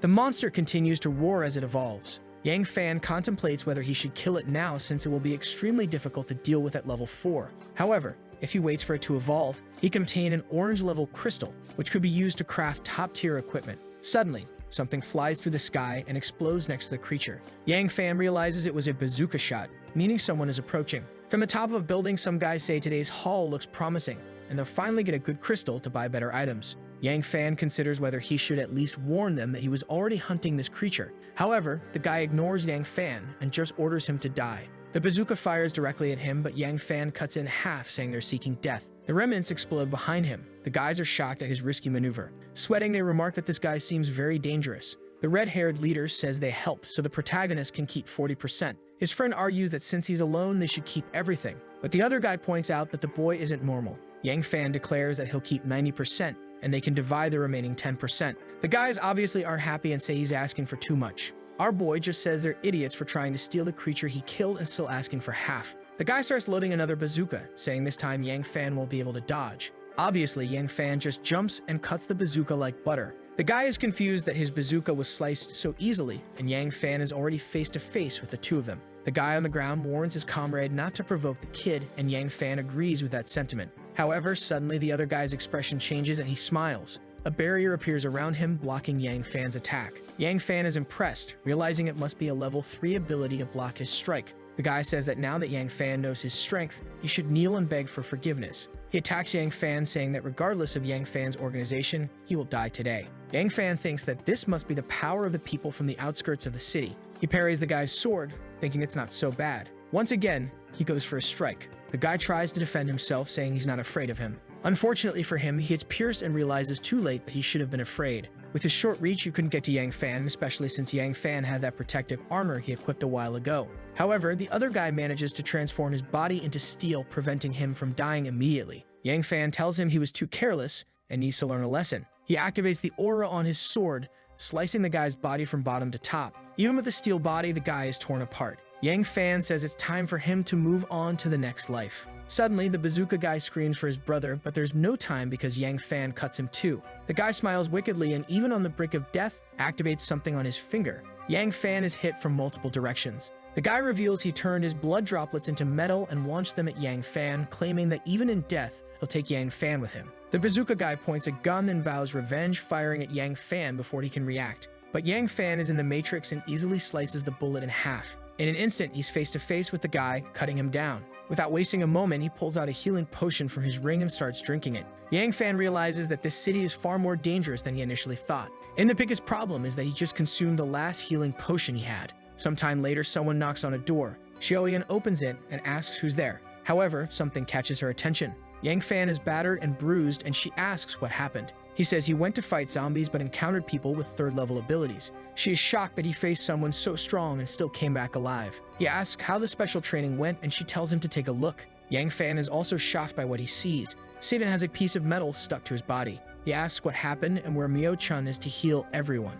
Xiaoyan explains that unfortunately, she hasn't returned yet. Xiaoyan apologizes, saying that Sinan is in this state because of her mistake. Mumu explains that they encountered nearly 2 rank 3 zombies, which is why they ended up in this situation. However, Sinan says he won't die that easily and asks if he's training the way Yang Fan wants. Yang Fan, somewhat shaken, says that Sinan has been trying really hard. He then hands a potion to Mumu and tells her to use it on Sinan. Sinan knows the potion is expensive and everyone thinks he's a useless chubby guy. The only person who cares about him is Yang Fan, and that's why he decided to follow him for life. Sinan says he'll pull the metal bar out and asks Mumu to give him the potion at the same time so he won't die. He asks if the chubby guy is ready and Sinan, trembling, says yes. With that, he pulls the bar from his chest, and at the same moment, Mumu gives him the potion to drink. Yang Fan says that Sinan will live for a while, but they still need Mio-chan to help him. Choyun says they went northwest, but should have been back by now. Yang Fan says he's worried they might have encountered something. He decides to go check it out and tells Xiaoyan to keep an eye on Sinan. He starts moving through the city, being attacked by zombies, but he easily defeats them. The group of 3 girls should be strong enough to handle anything. He then smells a strong scent of blood and knows there's a fight nearby. Yu is surrounded by a horde of zombies, while Mio-chan and his sister are pretending to be corpses. This happened because they're surrounded by a gang. The guy with the sharp teeth says they fainted because of his ability. The leader warns the 2 girls to follow him or he'll have to kill everyone. He also tells Yu to hand over her weapon to receive special treatment. Yu shoots, saying she wants to keep her distance from that bunch of trash, but the guy is protected by a barrier. At that moment, he gives the order to finish her off. Yu knows they have protection against her bullets, but she won't be able to dodge. She regrets being greedy by following the rank 2 zombies. She tells them to wait, saying she wants to make a deal. She proposes a one-on-one duel where the loser must obey the winner. The leader is pensive, while the psychotic Yang Fan is watching everything, wanting to give her a chance to grow stronger. The guys start laughing, mocking the little girl for challenging the leader. It seems the duel is going to happen as they stand face to face. The guy asks if she's ready, saying he's eager to test her. Motivated, Yu charges, saying he'll lose with 1 punch.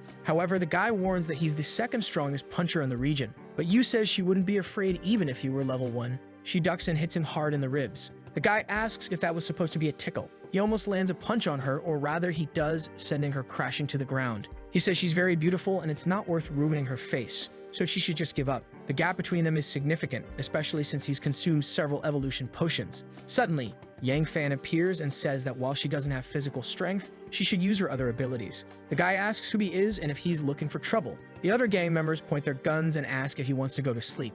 Meanwhile, Yu just watches. Yang Fan mentions that she has some advantage, but she's not sure what it is. However, the leader is about to land another punch. Suddenly, she disappears in front of him. Out of nowhere, she starts moving so fast that she creates illusions. The girl comes at him with a triple strike, and the leader doesn't know where to defend. Or does he? He changes his expression and seems confident. All of her attacks land squarely on him, but he says it's nothing more than a tickle, until she lands one directly on his groin. She says every man has a weakness. The poor guy falls to the ground, writhing in pain, calling her very cruel. She shows no mercy and punches him in the mouth as well. She prepares to deliver another kick, hitting him squarely and sending him into the wall. The gang members ask if their boss is okay. Yu, exhausted, says she just needs to exploit the weak points. Thanks to Yang Fan, she realized there are other ways to fight. This girl is crazy, wondering if this is his way of showing love. However, Yang Fan knows very well that it wasn't enough to take the guy down for good. And suddenly he says it's impressive that a little girl managed to do something like that. He appears from the smoke, saying that now he'll have to take things more seriously.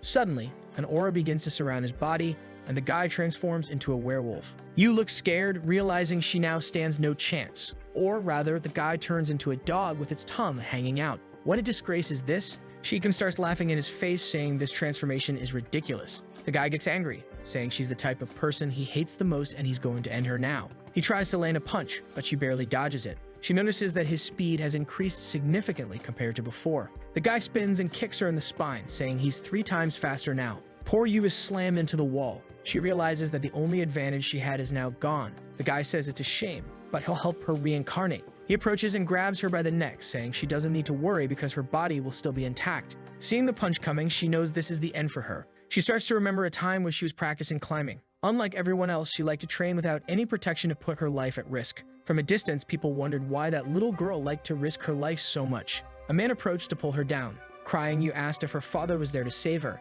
However, he told her that if she decided to climb without safety, now she was responsible for that decision.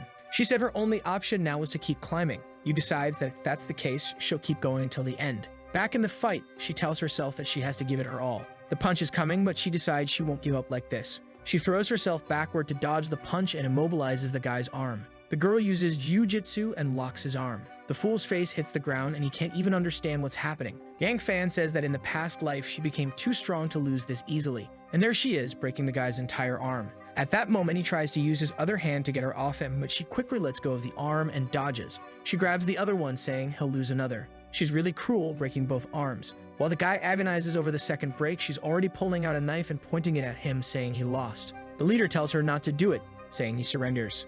She says that according to the bet, he has to let everyone go. He agrees and just asks her not to finish him off. However, Yu is thinking that Yang Fan won't like that she won in such a dirty way. Suddenly, Yang Fan calls out to her, saying she did a good job. This psycho starts crying with joy while the wolf guy seems to be watching from behind. He jumps to bite her neck and she had been distracted, so she can't dodge. Blood spurts everywhere. It was Yang Fan who slashed him, saying the guy should have surrendered. Seeing that he's injured, the guy begs Yang Fan not to finish him off. However, Yang Fan just twists his sword and slices him in half, saying now he has no choice. The guy falls divided in 2, and the group begins to flee. The guy with the sharp teeth says it's impossible for the leader to have lost so easily. But then the guy suddenly kneels and says that according to the rules, Yang Fan is now the new leader of the 4th ring. Yang Fan responds that he doesn't want any more members in the group and orders the guy to leave. The guy with the sharp teeth explains that his ability is useless alone, so he needs to be in a group. He starts banging his head on the ground, begging Yang Fan to accept him. Yu warns that this guy is an enemy. However, Yang Fan knows that an ability that puts people to sleep is perfect for what he needs. He tells the guy that he will accept him, but if he tries to betray them for even a second, he will be cut in half. The guy thanks him, saying he will always remember those words. Yang Fan then tells him to go wake up the others. With that, he watches and then tells Yu to get on his back. She refuses, saying she's fine and wants to show she's strong and doesn't need help. But the next second, she's almost fainting and falls to the ground like a fool. She realizes she made a fool of herself and should have just gotten on his back. Yang Fan, cruel as ever, asks if she wants a ride or not. She climbs onto his back, telling him to stop making her so embarrassed. He tells her to stop being so stubborn because when Mio-chan wakes up, she'll heal her. The guy with the sharp teeth arrives and activates an ability. A strange purple aura enters the noses of the 2 girls. Yang Fan quickly asks if they're okay. Confused and sleepy, they say they suddenly passed out for no reason. The guy apologizes, saying it was his power, but he's already deactivated it. With that, Yu shows the zombie crystal, saying they managed to defeat everything. King Shiro notices Yang Fan is there and asks how he got there. Our boy explains that he came to check on their training and mentions that the guy with the sharp teeth will be a new ally to help them deal with other people. Mio-chan realizes that Yu was all bruised and didn't manage to help at all.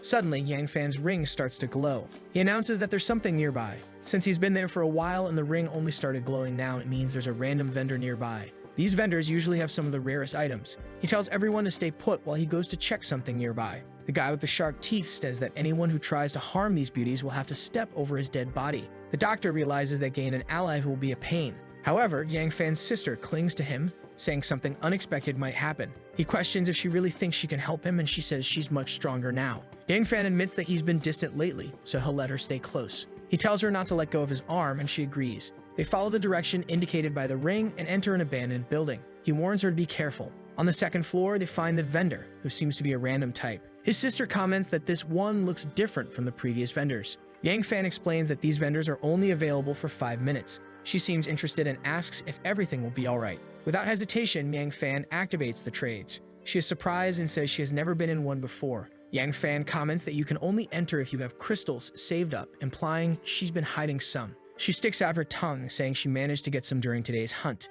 Inside, they find some mineral water. Yang Fan tells his sister to look for something she wants. Mid-air, she grabs a card, saying it's for a very rare profession. Yang Fan says that this one is perfect for you. As soon as he clicks, do you remember that the last chapter ended when he was picking up a letter that was supposedly perfect for you, who's been craving it for a long time? He turned to his sister and said they didn't have much time, but he knew she'd be really happy with it. The exchange was completed, and their exit was forced. As soon as she found herself outside, her brother wondered how she got out of there. The strangest thing was that it was getting really cold and our dear Yanfen hadn't shown up yet. What had ended was the exchange function of the guy he had activated, but the boy's little ring began to shine as usual.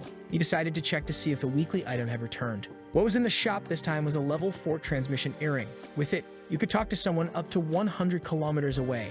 Outside, Kingshiro was wondering if that was a bookstore. Man, the artist nailed the floating effect in that image. She wiped the dust off the filthy book, and soon saw it was a math book. That reminded her that not too long ago, they were all ordinary students, and those carefree days really made her nostalgic. That's when our boy touches her shoulder and says it's time to go. A little embarrassed, she says she wanted to ask something. She wanted to know if it was possible to go back in time. Our boy remembered that in the previous life she asked the same question, but he couldn't give her a decent answer. However, this time he says that as long as they survive, there's still hope. She hugs him, saying she's looking forward to the day that happens. Our boy says that for now, the priority is surviving, so they need to go meet up with the people who are waiting for them. Outside, she wonders how Yu will react when she sees this profession card. When suddenly, he pulls her by the arm and tells her to be quiet. Lin Mio was telling Yu to stop playing the heroine because this time she almost died. As the zombies approached, Chen Yu said to leave it to him to handle it. The sister questioned whether they were going to help, and he said it was the perfect time to see if that guy was really on their side. Meanwhile, Yu was receiving a healing where it mattered most apparently.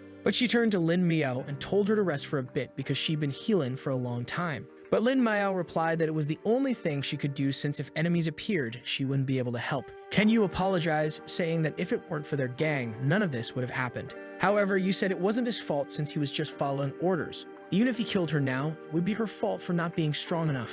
Ken Yu told her not to say things like that or Yangfen would show up and rip his neck off. He then commented that she had a familiar accent and asked if she was from Jixuan City. She said yes. They were there to find her relatives who lived within the second ring. Ken Yu warned her that only the extremely strong had survived in the second ring. The rest had already become food long ago. However, Yu said she wasn't going to give up on the chance of finding her relatives alive. That's when he remembered a guy from the second ring who also had the surname Yuan and was extremely strong. He was the leader of the Scarlet Rose organization and was known as the God of Thunder. He then asked her what her father's name was. She answered that it was Yan Lei, none other than the name of the legend. Shocked, Chen Yu asked if she was really the daughter of the God of Thunder. All confused, she asked who this God of Thunder was. Right away, he got up in her face and told her that this Yan Lei, her father, was one of the 3 strongest in Jixuan City. Listening from the side, Kingshiro was impressed. What our boy found strange was that in the past life, her father wasn't famous or strong at all. The world continues to change a lot compared to before. Yu explained that her father was indeed a military veteran, but she never imagined he would become so strong. He then said he had a photo of the most dangerous people in the city and told her to take a look. As soon as she saw it, she recognized her father. She became emotional, saying that she had finally found him. This trip to the city had finally brought something positive. The boy was shocked. He already knew Yangfen was dangerous, but knowing that the daughter of the strongest man in the city was standing right in front of him made him change his mind. At that moment, our boy and his sister arrived. The boy revealed that he had overheard everything and said that now that they knew where Yu's father was, it was time for Plan B. Confused, they asked what Plan B was. He informed them that they would enter battle mode, invade the second ring, and find her father. Lin Miao asked if he had gone mad. At that moment, they couldn't even survive in the third ring. Chen Yu explained that on the way, they would encounter several Tier 4 zombies, along with mutated plants and different animals. However, our boy said that the reason so many people stayed in the second ring must be because it had many rare resources for evolving. Besides, he didn't know how strong that guy from the past life was, the one he wanted to take revenge on. Yu said she knew he was eager to help her, but there was no need to worry. Soon they would find her father. Our boy said that since everyone was against it, they should rest for a bit to increase their chances of success. At that moment, King congratulated her on finding her father and said they had prepared a gift. Right then, there was a giant letter that looked like a book. She asked what it was, and King explained that it was the machinist profession Yangfen had said would be the best for her. She immediately felt healed, saying that in the future, she'd have to repay the boy's kindness. Of course, she couldn't control her excitement and activated it right away. Her eyes lit up, and now she was all geared up with engineering tools. Our boy explained that the mechanic profession made her understand any type of machinery extremely fast. He handed her the gun and told her to test it. At the same time, he equipped the ice bomb and the gun to enhance his capabilities. Seeing him do that, Chen Yu recognized that he must be using some kind of forging ability. The weapon became all shiny and radiant. He then handed it over, saying that unfortunately, he could only upgrade a weapon to Tier 3. Obviously, for King that was still extremely powerful. She immediately fell at his feet, begging, but our boy told her he was out of materials. She said it didn't matter, just to tell her what he needed, and she'd go gather it. Our boy agreed and said he'd pass her the list later. At that moment, the cheeky girl wanted to come give him a kiss. Our boy then told Yu to try using the gun that an ordinary person couldn't handle. His sister said she didn't believe it and snatched it from her hand. She prepared it and aimed, but said it felt like it was empty. He explained that it wasn't empty. The gun had a system that only a mechanic could use to fire it. Yu was impressed that now she had a type of weapon only she could use. A little embarrassed, King handed it back, saying she really couldn't use it. At that moment, she was already aiming. She fired a sequence of shots that hit the wall and froze everything. In addition, she had another type of special ammunition, an icy explosion. Ken Yu praised our boy, saying he was a genius at making weapons. Our boy then handed over the communication devices. However, Lin Miao said they were out of power, so how were they going to use them? But as soon as she put it on her ear, obviously it activated, since it had magical powers, right? King explained that it was a Tier 4 auxiliary device that communicated up to 100 kilometers. With that, none of the four of them would get lost in the future, and Chen Yu was impressed that he was using a Tier 4 item. The day came and went. It seemed like a quiet day. They were going to start the mission, and Chen Yu would lead the way since he had a control ability and had been to the second ring before. 3 of them would stay at the base to assist in training the other members while they were away. Xiaoyan asked why her sister wasn't going along, and Sainan questioned whether he was so weak that he couldn't keep up. Our girl explained that on the contrary, she had stronger firepower and he had the best defense. This meant that she was one of the few people he could leave behind at the base and trust they would be able to defend the place. At that moment, they got excited. Our girl is good with words, cheeky. Meanwhile, Yu was just looking at the photo, saying she missed her father a lot. A while later, Chen Yu was walking alone up front. He knew that these inner rings were much more dangerous. He had gone ahead alone because Yangfen wanted to test him, so this was a good opportunity. He would do his best and earn our boy's trust. However, that's when he approached a crater. The place was destroyed and there was no way through, so he'd have to turn back. But just then, someone appeared from behind and asked where he thought he was going. Just as the side character, eager to get beaten up, showed up to make trouble. The muscular guy asked if he was looking for a trading place like they were. Ken Yu said no, he was just looking for food because he was starving. But then the guy suddenly jumps and says that he has a face that looks perfect for getting beaten up. And man, he's just asking for it, full of confidence. A little time passes. Our boy's group was already on the way and at the same time gathering some food since most of it was left at the base. And Moo, wearing that cute outfit, asks if they're hearing that. Right away, another scream echoes, and they all jump in fright. Our boy already knew something had happened to Chen Yu. He tells everyone to continue while he would have to go ahead. However, King says she'll use her ability, which will be faster. She grabs our boy's arm and says they'll go together first. Yu says she's stronger now and tells Moo to ride. However, Moo insists on taking the other girl because she's pretty much useless in combat. Man, poor Chen Yu went to get beaten up, and the guys are wondering why Trashlycan has the guts to go out at night. At least you could admire that he held out for so long. Brave Chen Yu still says that when their boss arrives, they're all going to die. Our boy was right there on the side, watching this. Kingzura tells him not to worry, she knows how to save him. Our boy seemed reluctant to trust his sister's plan, who was about to take a risk again. When the guy said it was getting late and was time to finish off the guy, one of them created an electric hand and slammed him to the ground. Man, this rescue of Chen Yu sure is taking its time, isn't it? And the guy says he's taking his time to kill him, just because of the threat. But right then, someone tells him to let go. It's our boy, Clean Hands, calmly appearing behind everyone, just giving that look like no one's going to leave alive. As they get distracted, Kingsura teleports next to Chen Yu. The lightning guy wasn't going to let them escape that easily. He jumped on her back, and the sister saw that dodging wasn't going to work. However, a barrage of attacks came his way that forced him to cancel his attack to dodge. Our boy, with that flaming sword, says that he missed by just a bit, and the guy responds that he never expected to run into someone like him here. They were going to collect our boy's crystal, which would make today's trip worth it. Lennon says to take it easy so he can have some fun too. And the muscle guy says he'll go first. Kingsura tells him to escape quickly, but our boy says he'll have to deal with these guys. It seems he remembers this group from the past life and never imagined they'd be together so soon. The two want to stay and help, but our boy says they need to get out of there immediately. They obey, just asking him to be careful. As she enters the portal, she says she'll bring everyone back to help him soon. Our boy is excited that fate has put them face to face again. The guys start talking about how whoever lands the final blow will get the boy's sword. What kind of talk is that, old man? But at the same time, he's already next to Yangfin, saying he'll cut him in two. Yangfin remembers that this guy's specialty is agility and fast sword drawing. But for now, he wasn't that fast yet. And man, he sends an upward strike, blocking his draw. The old man already realized that with just a slap, his sword was already cracked. And the blonde guy behind him says he never imagined there'd be such a strong boy around here. A red energy starts to come out of his hand, and our boy knows he has a ranged sonic blast. It's something difficult to deal with, especially considering how much this guy hides. And the blonde guy questions if he really thinks he'll survive at this distance. Man, he sends a Kamehameha in our boy's direction.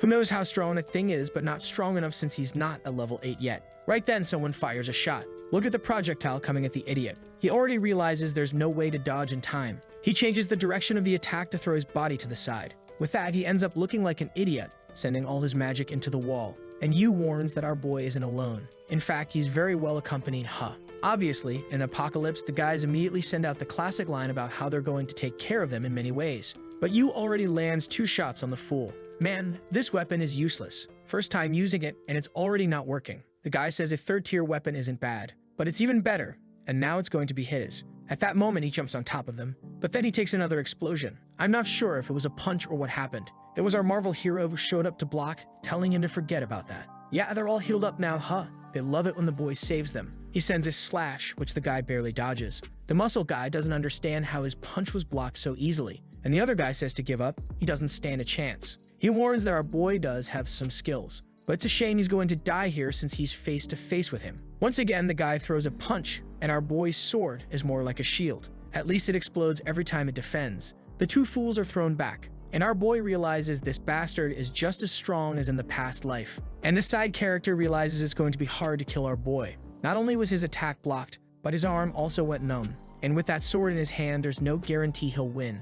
Yangfin is trembling too. That attack left him shaken. No wonder this guy is considered a genius. He needs to advance his strength to level 3 soon because right now, in a fight, he's at a complete disadvantage. At that moment, Lin Miao places her hand on his shoulder and begins to cast a healing spell. The guys realize that this healer is much stronger than the usual ones. And in an apocalypse like this, having someone like her at the base would be perfect. They get excited again, and one of them immediately says to hand the woman over. But just in time, poor Yu aims her weapon. However, our boy stepped forward, confronting him and asking what kind of talk this is about stealing allies. He swung his sword right in front of the guy's punch. Now you're going to bleed, you fool. Our boy points at the guy's neck and warns that one more step and his head will hit the ground. The muscle guy can't believe this bastard stopped his punch so easily. And Yangfin warns the friend that they have 10 seconds to get out of there or their buddy is going to die. But the so-called genius just laughs, saying he can count straight to 1 because he doesn't have the ability to stop everyone there. He tells everyone to go all out because the objective is to take that healer. But right then, an attack interrupts their advance. Our boy is happy that they finally arrived. The entire team was back. King Shur immediately asks Lin Miao to heal poor Qing Yu, who was about to bite the dust. In this situation, no one had the courage to advance anymore. While he apologizes for getting beaten up, Lin Miao heals him. The guys notice they're facing a large group and each of them seems to have high-level abilities. Yu asks if they still want to fight after ending up in this situation. But what Yangfin finds strange is how calm these guys still seem. That's when the so-called genius says they won't be able to hide their power anymore today. He tells everyone to go all out. The muscle guy lets out a roar, activating an aura, and the guy comes at Yangfin with a bomb. He manages to retreat, dodging, and sends a slash straight to his arm. However, the guy's skin is now like diamond. He explains that a bronze body can't be cut even by a level 4 weapon. Our boy knows he has the best weapon in the group and still can't leave a single scratch. At that moment, the old man grabs the blade. In 1 second, he draws it, creating a shadow behind him. He jumps toward Mumu and says it's her end now. But Xiaoyan creates an ice barrage to protect the two. The problem is that he's too fast and was dodging.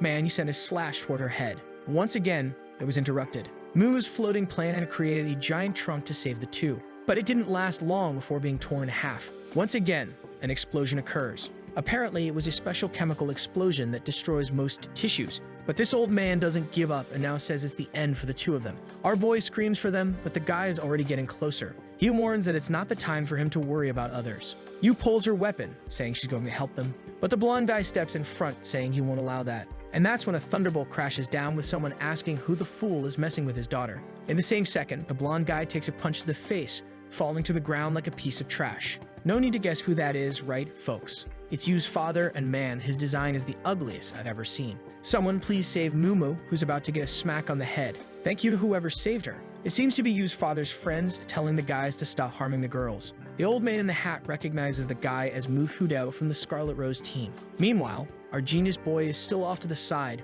playing around. The guy is impressed, saying it's amazing he hasn't lost yet. Our boy slashes his hand, calling him a bastard, but then he feels something coming from behind. The muscle guy warns that he messed up by letting his guard down, but something comes to interrupt. Another guy steps in and saves our boy. It's the chubby guy from the office, saying they really are shameless. The guys are wondering why the entire Scarlet Rose showed up so quickly. They never imagined that a group as weak as this one would have such strong backing. Yu's father says that if they want to continue fighting, they can take this to the end. The leader was about to say something, but the muscle guy interrupts, saying that of course they would continue fighting to take down these Scarlet Rose scum. But his friend immediately slaps him on the head, asking if he's so eager to die. He apologizes to the God of Thunder and says they'll stop there. However, he warns them to remember that the Skywheel organization won't forget this. He advises Yu's father to give up on Scarlet Rose and join them. Yu's father says he'd rather stay with Scarlet Rose than join their trash organization and become the boss's lapdog. The guy grits his teeth but knows he can't do anything. He goes up to our boy and asks why he doesn't join their group. His group is not only stronger than the God of Thunders, but also has a better chance of survival. But our boy starts laughing, leaving the guy confused. And out of nowhere, he draws his blade. The scared guy asks what he's thinking of doing. He tells his friend to stop, that he was getting involved. Our boy passes by and he says that sooner or later he'll regret it when Judgment Day comes. With that, he calls the group of fools to leave. The muscle guy asks why they don't just finish everyone off since they're stronger. However, the leader doesn't seem to believe that. He warns that for now, they're no match for these Thunder Team guys. Besides, their plan to integrate the first and second ring was about to begin, and when that happened, they wouldn't survive. Meanwhile, Yu's father is all emotional, asking when she lost so much weight. A bit embarrassed, she asks when was the last time he shaved.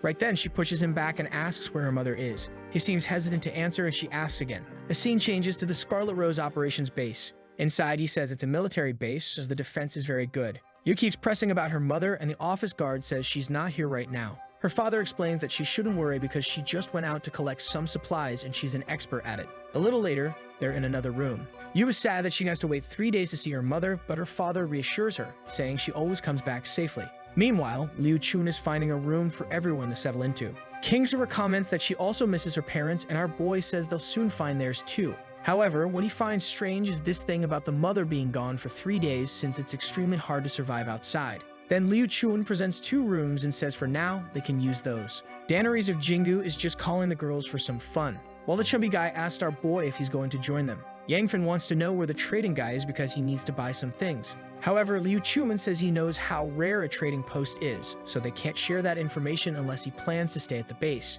Yangfen immediately uses his little hammer to make an offer. He says he has the forging ability, and if they give him materials, he can build weapons for everyone. The guy is impressed that he managed to make a knife with almost no material. He says that if that's the case, they have a deal and tells him to follow him. He warned that this is the last trading post that appeared since they emptied the others. He could buy whatever he wanted, but he had to keep his promise afterward. Our boy says not to worry and is already asking to see the items. The chubby guy is happy to have received such a helpful person at the base, especially since he saved the boss's daughter. If a Scarlet Rose team got stronger, maybe they could defeat those filthy Skywheel guys. Our boy is impressed that this is a new trading post and even the challenge function hadn't been used yet. Right away, he accepts the Icy Night challenge. In the next second, he's teleported, and in front of him, some figures start to approach. A bunch of Tier 2 and Tier 3 knights. For our boy, who has a flame weapon, this is exciting. But just as he's about to draw his sword, the knight strikes his. I thought this knight would be bigger and tougher. The first one was pretty easy, and he's already charging toward the others.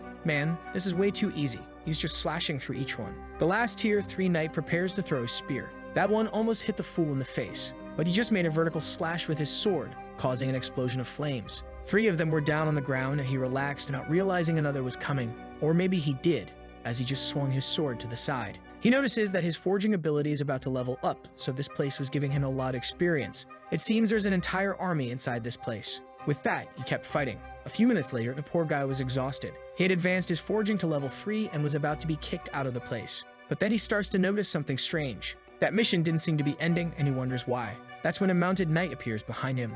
He realizes that the things he's been fighting were just the weaklings of this place. And the strange thing is that this creature seemed to have the same energy as the black seas of the apocalypse. Before he can think much, the beast is already in front of him. The level 4 creature is so fast that he has to defend himself. But the poor guy gets thrown far. He hits back like a fool. Our boy realizes that this thing is much stronger than the others. And worst of all, it's extremely fast. He barely dodges again. He notices he's only surviving because the creature doesn't have a weapon yet. Man, the mind reader immediately pulls out one. And before he knows what to do, the creature is already aiming to throw it. Our boy takes a hit from the spear. Man, I didn't think he had really been pierced. But he allowed himself to get hit and avoided any vital points, even though it's very close to the heart, almost vital. But the psycho is excited, saying it's been a long time since he felt something like this. The knight pulls an axe from his back and comes to cut the poor guy in half. At that moment, our boy has an idea and elbows the spear. He manages to free himself in time and dodges the axe attack. Since the creature has dark seeds, he grabs a purification potion and throws it toward the knight. However, the item hits and does nothing. But our boy notices that the knight purposely froze the water. This confirms that he's afraid of the purifying water. The problem is that this fight won't last much longer. He needed to create a chance, and the knight came in for another attack. The crafty guy dodges and lands on top of the weapon. It was the last bottle he had, so it needed to work. However, the knight swings the blade at him. Man, the crazy guy once again decides to endure the attack because he didn't have time to dodge. Even the knight was shocked by the insanity of this maniac. But now with him trapped, it was the perfect chance. The water hit the idiot right on the head and spilled all over his face. Since he was a corrupted being, he began to be purified. He realized that this was working, and this challenge had something to do with the apocalypse. The seeds, the trades, everything that was happening made him think there was someone behind all of this. However, the most important thing for now was that the challenge had been won. With his new forging level, he received the ice extraction skill, which allowed him to create even stronger things. In addition, he got a frozen warhorse that was extremely fast and had high defense. He was excited. He had evolved quite a bit, though not as much as he expected, given the risks. That's when he gets a shock and realizes that, in fact, he had leveled up his forging twice by killing that boss. He's in pain because he's all beat up, but it was worth it since he reached level 4. He drinks the experience potion he received, which also levels up his personal level to 3. Now his level 4 forging ability was called Master of Ice. The boy even developed heterochronia, which is when you have different colored eyes. But in desperation, he quickly grabs some potions to avoid dying since he's completely worn out. Since he leveled up, he can now buy level 2 potions, which are much better. And of course, he cleaned out everything in the shop. Now it was time to check out the most important thing, the item inside the ring. The energy gathers and the card starts to appear. What emerges is another evolution potion, but it costs 40 red crystals, even with a discount. Unfortunately, our boy only has one of those crystals, which he got from killing that bull. He urgently needs to get back to killing those high-level creatures to gather more and only then evolve. He leaves the vendor, who's dozing off after waiting so long. He congratulates our boy for reaching level 3. Seeing him all beaten up, he asks if he really went to the challenge field. Our boy says yes and asks to reserve the other 2 challenges for him as well. He didn't even know it was possible to challenge again, and the chubby guy says that if he fulfills his part of the deal, of course he can. The greedy guy says he can even make equipment above level 2, but he has 2 conditions. They need to provide all the materials, and he wants 100 red crystals. Man, I thought the chubby guy would make a fuss, but he just says that red crystals aren't a big deal for them since they've been hunting level 4 creatures for a long time. Besides, they've been stockpiling materials, waiting to find someone with forging abilities. What he can't believe is that our boy will actually manage to create something at least tier 2 every time. Our boy starts forging, saying you'll have to see to believe it. Man, I thought he was going to make some medieval weapons, but the kid went ahead and made a machine gun. He explains that there's no need to worry because with level 4 forging, he guarantees there won't be any mistakes. The guy says that if that's the case, his payment is guaranteed and demands 50 crystals up front. After all, tier 2 weapons are extremely good since it's very hard to recover from the damage they cause. Our boy goes back to the shop right away. He's not going to waste time and will evolve quickly since it's getting harder to protect everyone. He completes the trade and asks to go to the place where the materials are stored. The guy shows him a place full of materials, telling him that everything there comes from at least level 3 creatures, including a rare tier 4 rhinoceros horn. Our boy is sly and asks the guy to keep an eye on the door since he'll need a lot of concentration. Off he goes with his little forge. Sometime later, he's already produced several weapons, which left him exhausted. But of course, it was time to improve his own equipment. He begins by pulling out the sword that was stuck in the ring. And then he starts showing off with his powers. Man, the pyrotechnics are going strong for this upgrade. But he notices that the items seem to be rejecting each other. If that's the case, he decides to use the level 4 horn on his outfit. With that, it transforms into a rhinoceros shirt with an auto-healing effect and an attack feature. He knows how rare that is because it's difficult for an outfit to have 2 effects. But it's time to keep helping the others and forge as many items as possible. Sometime later, he continues producing, until Liu Chuan walks in and is stunned. The brat had produced an entire arsenal. As a reward, the guy gives him another 50 red crystals and even some tier 2 potions. That was to help his friends evolve, and our boy thanks him. A while later, the group feels a bit embarrassed to receive something without having done anything. They ask where he got it, and he says it was from his brother Liu Chuan, so they don't need to worry. It was good for everyone to drink up quickly because even though their abilities were great, everyone's body was still pretty weak. Following the master's orders, they all took a big gulp. He then said that in addition, he had made some new weapons for everyone, which were stored in this bag. You receive a tier 3 drone that could operate independently for 24 hours. The sister got a dagger that could quickly penetrate even tier 4 armor. Mumu received an item that enchanted her with electric power, drastically increasing her speed. And Chen Yu got a cape that allowed him to control the air, which would help activate his ability. He then told the two of them to head back to the base and bring everyone here. The sister then asked what she should do, saying she wanted to help with important things too. Apparently, there was equipment that the group received without knowing because Lime was there, saying she was eager to test it. Our girl then tells her sister to drink that item first, and so he tells her. With that, she consumes another potion, saying she's excited. She levels up again. She tells our boy that she's already tier 3, so she shouldn't be underestimated anymore. Our boy reminds her that her main role is to stay alive. With that, night falls and morning comes. There's noise coming from the base. Inside, everyone wonders what's happening. One of the guys immediately informs them that the Skywheel organization is attacking. Outside, a guy on top of a car says he wants to see who's going to stop him from ending Scarlet Rose. He was Jean Early, a tier 3. Next to him was Liu Tony. Sounds like a big guy's name, but it doesn't fit a girl. Then Yunlei appears, asking what they're doing there and if they're tired of living. Tony says this is their last chance to join the Skywheel organization. Today, they either accept the offer or die. Of course, the father just says that they aren't strong enough to take his life. Liu Chuan, however, warns him to be careful because these people are stronger than expected. But he responds that he will show the true strength of Scarlet Rose. At that moment, a guy stretches out his hand and says he'll deal with it. He throws a bunch of grenades and activates a chain explosion. Man, that was almost atomic, wasn't it? Even Liu Chuan thought the poor guy was done for. However, Yanfen tells him not to worry, that he's definitely fine. And then he appears right in the fool's face, saying today he'll learn not to underestimate his opponents. But that's when Tony shows up from above and blocks his attack with a flame. But our boy believes in equal rights too. He changes the direction of the attack and sends her flying. The side characters are easily tossed aside. Even our medic Azinha is shocked by the power difference, and Yanlei says it's too late for him to run away now. However, he realizes that part of his power seems to be blocked, that Tony had a crazy power and protected everyone. People were impressed with that annoying power of hers, and the sister joked that it looked like she'd never go bald. Our boy reminds her that this is a combat situation. Tony then says they'll lose if that was the strongest attack from this base, and the guy warns them that it's best to accept the grenades and give up. But Yanlei just says he'll never become anyone's dog. He charges forward, ready to strike again. However, the girl with the long hair says the story will be the same no matter how many times he tries, and she unleashes the Minoxidil attack. Man, those hairs are alive and out of control. While he's immobilized, the guy passes by saying he's going to hurt his friends. He jumps to throw a grenade at the chubby guy, but the chubby guy warns him that Yanlei isn't the only strong person at this base. The grenades come, and he shows how professional he is at swallowing them all. That's the name of his ability, folks. And there our boy tells him to spit it out quickly. But the guy warns that he's going to explode from the inside out. Man, he really exploded the chubby guy from the inside. Even Yanlei was shocked. Oh my god, I thought he had a trick up his sleeve, but he passed out like an idiot. What did he think would happen when he swallowed the bomb? At that moment, our boy, with a foolish expression, tells his sister to run because she doesn't stand a chance. But she responds not to underestimate her and says they have to help those who saved them. And she disappears right in front of the fool.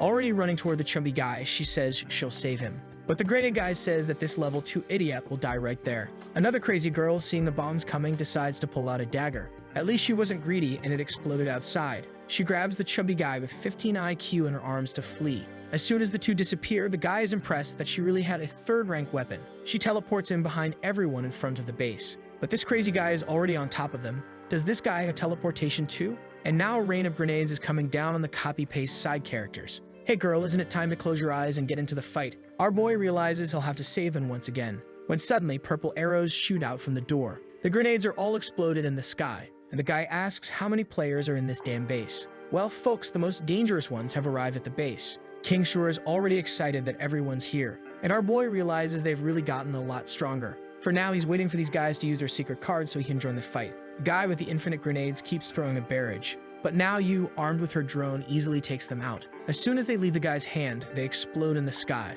Well, not all of them, because some are headed her way. But she says she's not worried because she can count on her friend. Here comes Mumu like a ballerina. She leaps 50 meters into the air, floating gracefully. She lands a kick straight into the glutton's mouth. His head explodes. There's no way that fool's still alive. Before he can even fall, she's already there to finish him off. Our boy is impressed that they finally learned that in this apocalypse, you can't show mercy to anyone. However, the long-haired woman puts up a shield, and the worst part is that poor Mumu gets captured. Her electric boots are being pulled. Man, the enemy of the bald, immobilized both of them. She slams Mumu to the ground and asks if they really want to keep going with this. Here comes King Shura, ready to sacrifice herself. But Yu jumps on the long-haired woman's back, pulling out 2 pistols. She fires a series of shots along with the drone. However, that damn long-haired woman is unstoppable, man. Yu decides to try a different strategy, attacking with the drone from one side and herself from the other. But Tony says she'll only learn once she's captured 2. At that moment, her father shouts for her to run. But she says she's not afraid and fires 2 more bullets. Man, Tony's brutal. Poor Yu gets lightly impaled. Her Chinese drone has gone to the afterlife, and the poor girl is devastated, although she seems more upset about the drone than herself. Tony says she's resilient, but she'll have to pay the price for going against her. Stomping on Yu, Tony asks once again if the Scarlet Rose group will submit to them. King Shura wants to help, but our boy tells her it's not the time yet. He just needs to figure out a few more details, and then they'll step in. She asks why he's taking so long. He says he can't explain, but he has to find the perfect moment to resolve this. Poor Yu is still being crushed. Tony then turns to the Scarlet Rose group and says their leader is useless, so why do they still follow him? Meanwhile, Mumu wonders why our boy is stalling so much. She seems to have an idea but says nothing. Meanwhile, the group on the ground calls out for the boss. Tony asks how many bosses they have to keep calling for another one. When suddenly, something almost hits her. She manages to defend herself and asks who was bold enough to try. It seems our boy is the new boss. He warns her that in 1 minute, she'll be dead. Apparently, it's a fashion showdown because they're just standing there, staring at each other.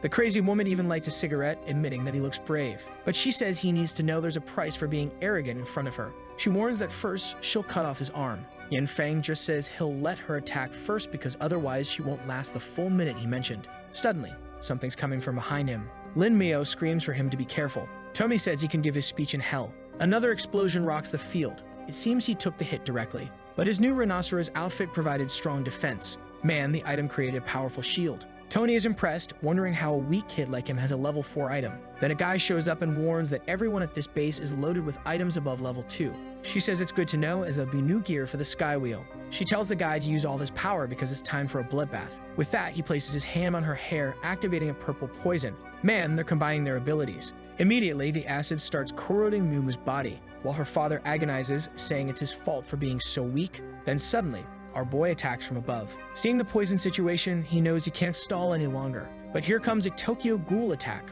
one for each side. The long-haired woman says half the minute he mentioned has passed and she's still intact. She warns that this correction poison is much stronger than he thinks. Man, our boy's tier 4 armor is being eaten away. And with that, some of Tokyo Ghoul's tentacles are starting to pierce through. Our boy finally manages to slash at her hair. He warns that even if she destroys his armor, it's irrelevant because she's still going to die in the end. But she just tells him to look at his own feet. That's when the poor guy realizes he's already been poisoned too. Our boy is shocked because he didn't even notice when it happened. However, he says he knows very well that using this much hair must be draining her energy. She responds that it doesn't matter because it's already too late to be talking about that. She's one of the 5 strongest in the Sky Wheel, not to mention that she also received powers from the boss, and he didn't stand a chance against her anymore. She screamed, telling him to die already. Another explosion rocks the base. From afar, people wonder if they're really going to die there without a fight. The chubby guy tries to be a hero and tells everyone to run and not worry about them dying there. However, King Shura says her brother is still fighting, so they would be shameless to flee.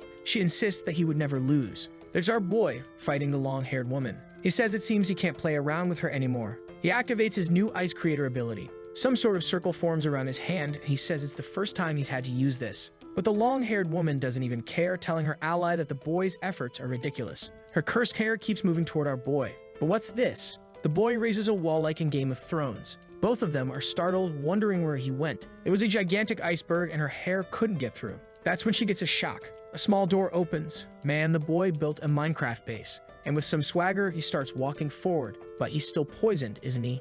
He starts walking forward, but he's still poisoned, isn't he? He warns her that there are still 10 seconds left in the minute he mentioned. However, she laughs, saying that with his leg in that condition, he won't even be able to walk because of the toxin. But our boy just stretches his arm and says he has a ride. He immediately summons the warhorse he received. He charges toward her, saying he wants to see if she can really pull off a miracle at the end. However, she sends over Tokyo Ghoul hair, saying it's him who's going to die. Yanfen was just waiting for this moment to get closer. Then, he extends his hand. An ice prison begins forming around the two of them. On the other side, everyone sees the iceberg being destroyed. They wonder who the shadows approaching are. Obviously, our boy had finished off the long-haired woman. The girls who helped weren't all that happy. The father asks if he wants to capture the grenade guy who's lying on the ground. But our boy isn't too keen on that and simply says he doesn't deserve to keep living. And man, he stabs him with ice in the back. He raises an entire ice monument as the guy rides in pain. Everyone is shocked, wondering what's happening. But with that, the fight seemed to finally be over. They capture the Skywheel members and start healing each other. Lin Biao explains that she can heal their injuries, but she can't remove the poison. Yanfen says that's why he left the long-haired woman alive, because they must know a solution. The poison guy says that if they heal his boss, they'll help remove the poison from everyone, and then they'll leave. Yanfen tells Lin Biao to heal him just enough so neither of them dies. But the guy keeps screaming, saying that if they don't heal her properly, he won't help anyone. Our boy raises his hand and asks if he's really trying to make threats. But the guy says that if he dies, no one will be detoxified and everyone will go down with him. He swears that even if he dies, he'll save his boss. However, Kingzhou points her blade at him and says that it looks like he's also trying to save the one who obeys him. So if that's the case, she'll kill his boss right there in front of him. She asks if he really wants to play that game. The guy pleads for her to do anything but kill his boss. Lin Biao tells him to explain how to remove the poison. He says he knows how and can fix this. Our boy then releases both of them and tells him to detoxify those in the most advanced stages first. He approaches, saying the process might be a little painful. Mumu wants to understand that poison, since it would be a powerful weapon. Meanwhile, Yu is sad that her little drone was completely destroyed. The guy removes the poison from everyone and then says it's Yangfen's turn. But as soon as he touches Yangfen's leg, he warns that they better save his boss or he'll make the poison spread even faster. Everyone rushes to help, but our boy tells them all to wait. He asks the fool if he's in love with the long-haired woman. The guy gets all embarrassed and awkward, leaving everyone speechless. Our boy tells him not to worry and explains that he realized the relationship between the two wasn't just one of subordination. He tells Lin Biao to heal the boss and says that if they answer their questions honestly, he might even let them leave alive. The guy thanks him, saying if that's true, he'll tell them anything they want. With that, they start to heal Yangfen's legs. The long-haired woman slowly wakes up, and he's already smiling, saying that she's finally back. But at that moment, she turns, alarmed. She asks what he's doing and tells him to stop removing the poison from everyone. The guy explains that he's doing it because he wanted to save her. But the long-haired woman says that Scarlet Rose is only good for creating zombies. A frightened Yu asks what she's talking about. And Tony says that the fact Yu is alive shows that her father refused to accept the truth that his wife is dead. She fires an attack in his direction, warning that if it weren't for the boss's preferences, he would have died a long time ago. The poor guy calls himself useless, unsure of what to do. Her attack is about to hit his face when she gets pierced by an ice bullet. The fool calls out for his boss, but of course, our boy wasn't going to let her go through with it. Fallen, she says he's only been interfering with the true boss's plans, and she fires an attack at our boy. But John Early, the poor guy, steps in front. He tells his boss to give up because they don't stand a chance against this boy. She had to accept that the Sky Wheel didn't respect the two of them, and this was the perfect chance for them to start caring about themselves. But she insists that only the Sky Wheel-based leader, Zhu Lingyan, is worthy of everything she has. Poor guy, you don't stand a chance. Still, he insists, telling her to kill him then because he couldn't bear to see her die. Our boy says the poor guy didn't deserve to suffer this much. And with that, he pierces the boss for good. Zhang Erli cries out for his leader, but she smiles, saying she does everything for the Sky Wheel. The guy grabs her and asks why she tries so hard when she's being used as a tool. At that moment, Yanfen asks him to explain why the Sky Wheel leader wants to unify the regions. The guy explains that it's because of an extremely rare vendor that appears in the first ring. The problem is that to get close to him, they'll need many sacrifices. Even though the treasure is infinite wealth, the Sky Wheel doesn't have enough members on its own, so they want to use a lot of people for the sacrifices.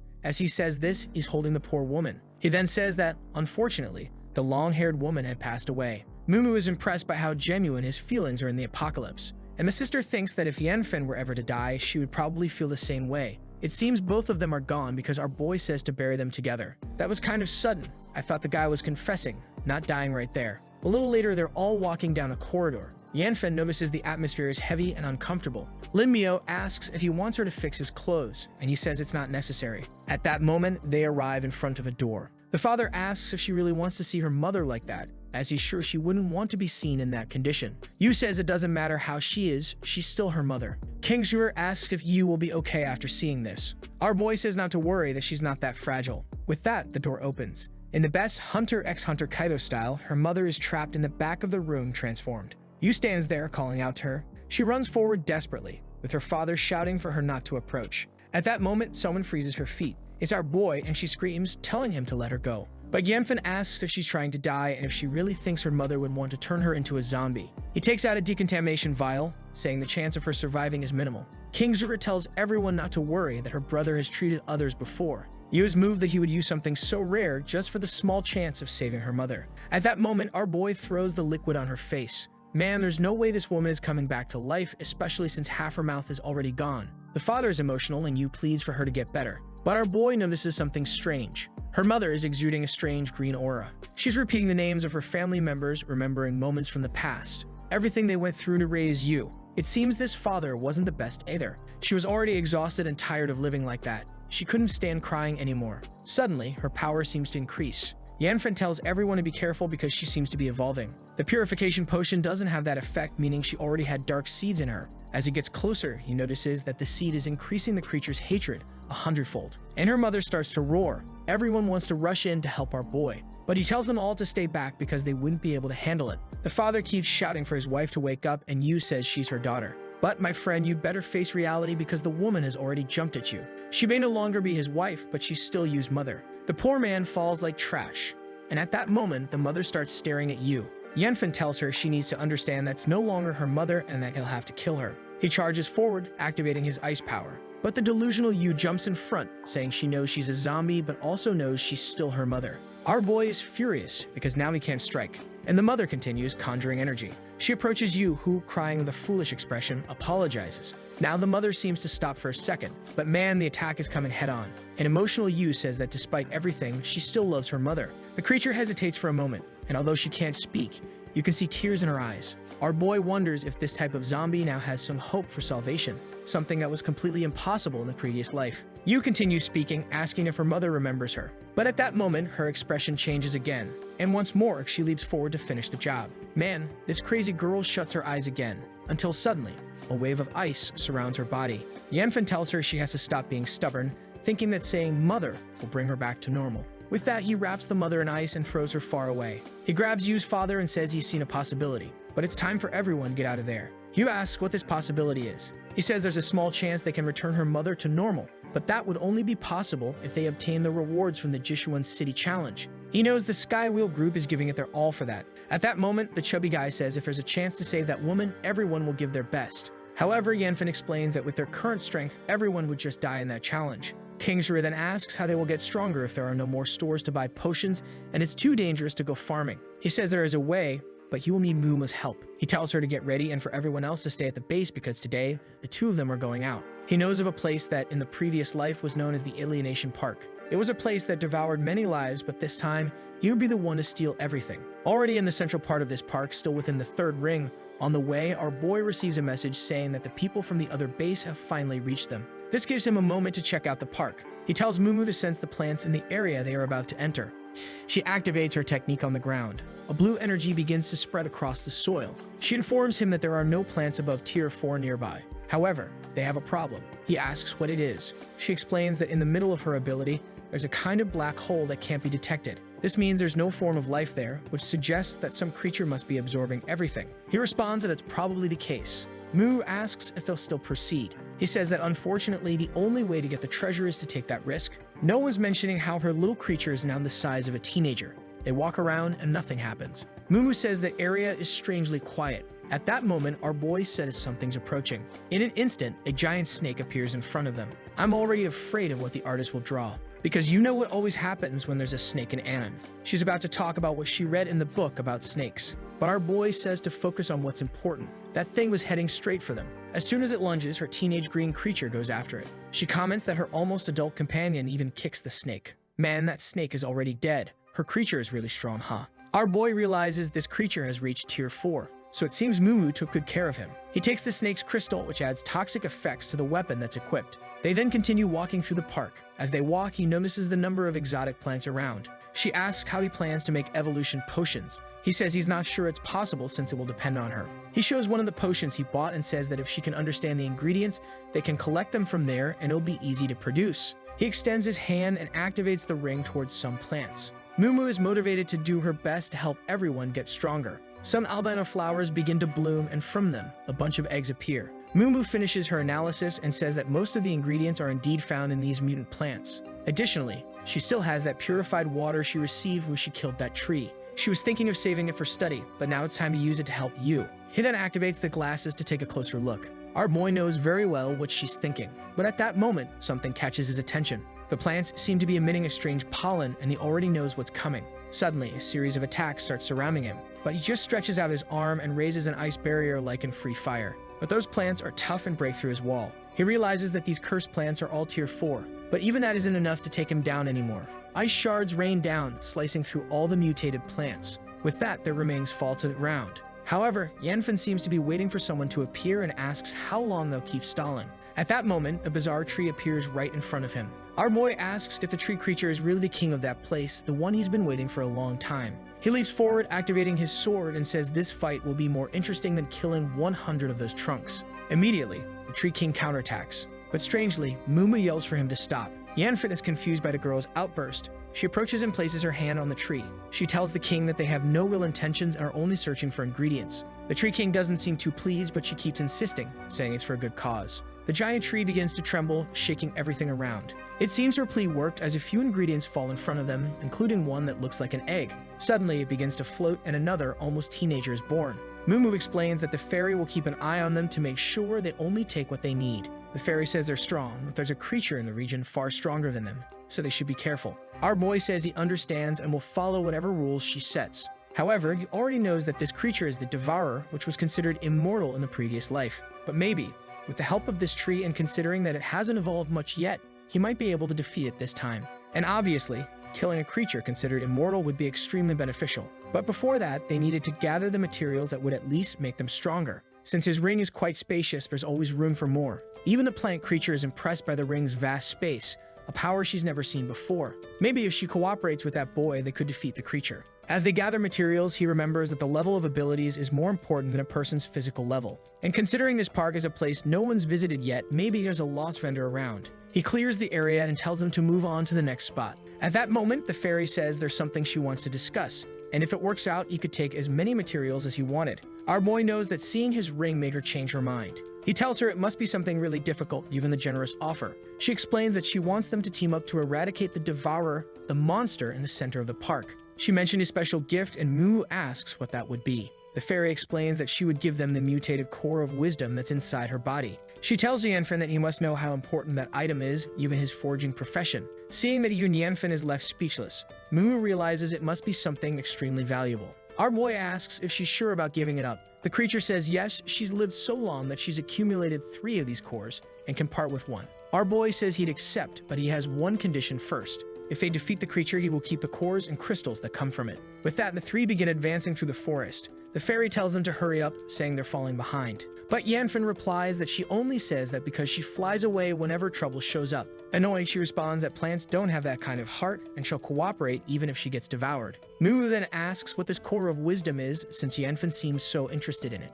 He explains that it's a god-level item that grants active evolution and even wisdom. Normally, you can only get them from extremely intelligent creatures. The problem is that it's very hard to obtain an intact core because once you kill the creature, most of the core disintegrates. Mumu says it must be really difficult to obtain. She understands that the core of wisdom is like the brain of intelligent creatures. Curious, she then asks how strong this devourer must be for the creature to offer something so valuable. Yanfen says its strength is irrelevant because they can't afford to miss an opportunity like this. The fairy warns that they are about to enter the creature's territory. Mumu notices that there seem to be fewer and fewer living plants on the ground. He tells her to focus on the mission and stop watching the ground. Most likely, the creature they need to defeat is sleeping just ahead. Mumu, scared, says there could be countless creatures as they can't tell what's ahead. The fairy tells them to calm down and not wake the creature, as the only way to win is to attack while it's asleep. She tells them to prepare because they're going in. Yanfen says that's fine, but he has something to help. He summons the warhorse. He tells Mumu to stay with the horse, and if anything happens, just escape with it. Mumu hesitates, saying she doesn't want to leave him behind, but our boy insists, saying it's an order from the boss. She stays quiet, respecting our boy. Yanfen then approaches the massive hole. The fairy explains that in the last fight with the creature, she weakened its jaw, so that might be a good spot to aim for. He says he understands, and with that, the two leap down. I thought it was a cave, but it turns out they fell into water, and beneath them, there's another huge hole. The fairy tells him to get ready because she can sense the creature's presence. At that moment, a tier 5 hairy crab appears. Yanfen notices that the creature is gigantic, much larger than normal. He's about to strike, but the fairy tells him to calm down. The creature's eyes are open because of its high alert level, but it's still asleep. Moreover, a poorly planned attack would only wake the creature up. She tells him to follow her and says that if they break its armor with the first attack, they might have a chance. She sneaks up from behind and points out its weak spot. In the last fight with this creature, it was also level 5, but she ended up being defeated, falling to level 4 and losing her core of wisdom. But today was the chance for revenge, and all he needed to do was strike the creature's weak spot accurately. At that moment, a bunch of branches rise up around the beast. The fairy transforms, telling them to finish it quickly as she launches an attack at the crab. Our boy charges forward, saying this is the perfect opportunity. But then he sees the creature open its eyes, seeming to wake up. However, even so, one of the attacks hits perfectly. At least his blade manages to penetrate. Our boy tells the tree to keep pushing, and the tree says it's already using everything it has. Above, Mumu anxiously wonders what's happening. She sees a strange black figure moving and prays that Yanfen returns safely.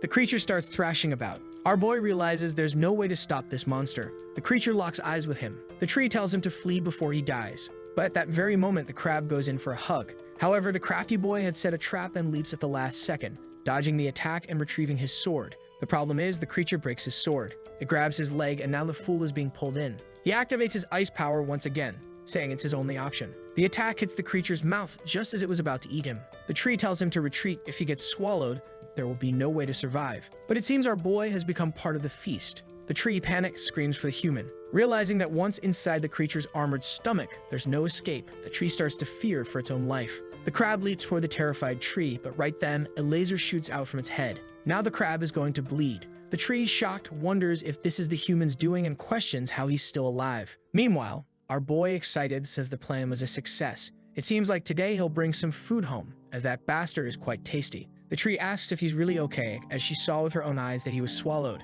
He explains that it never actually happened. Since he has high mastery in forging abilities and ice control, he can create a clone of himself that can't move. When the crab grabbed his leg, he hid and let the clone be swallowed. But then he hears another noise. It turns out the creature isn't dead yet. The tree says it's time to stop chatting and finish this once and for all. Our boy prepares 3 more ice attacks, saying that's all he has left, but it will be enough. The tree is impressed with how much energy the boy has. And now it's finally over. It's impossible for the crab to survive. Up above, Mumu stands still like a fool. The horse wants to jump into the river, but she says it'll be useless. It's better to wait for the boss. Suddenly, the river's water rises. The giant crab's body comes flying through the sky. The biology queen quickly recognizes it as a hairy crab. The crazy girl thought she was going to fight it, but then she noticed it landed dead in front of her. Our boy emerges from the water exhausted. She asks if he's okay. Yanfen sits down, saying his clothes are wet and cold, but he survived. At that moment, she asks if he'd like to wear her clothes. Our embarrassed boy asks if she really thinks that's appropriate, especially since it's a dress.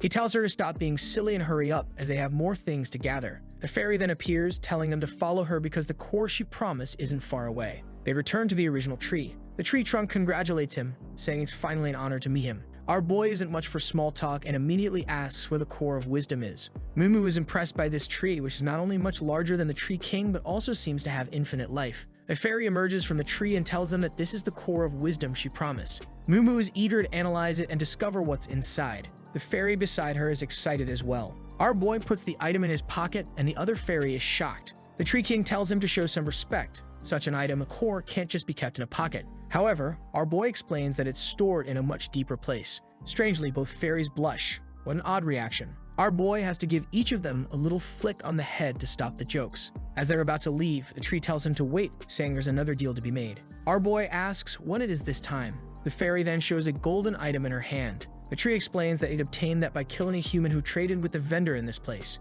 Immediately, our boy recognizes it as a tier 5 potion. Obviously interested, he asks what the tree wants. She responds that she has a feeling the boy will become very strong.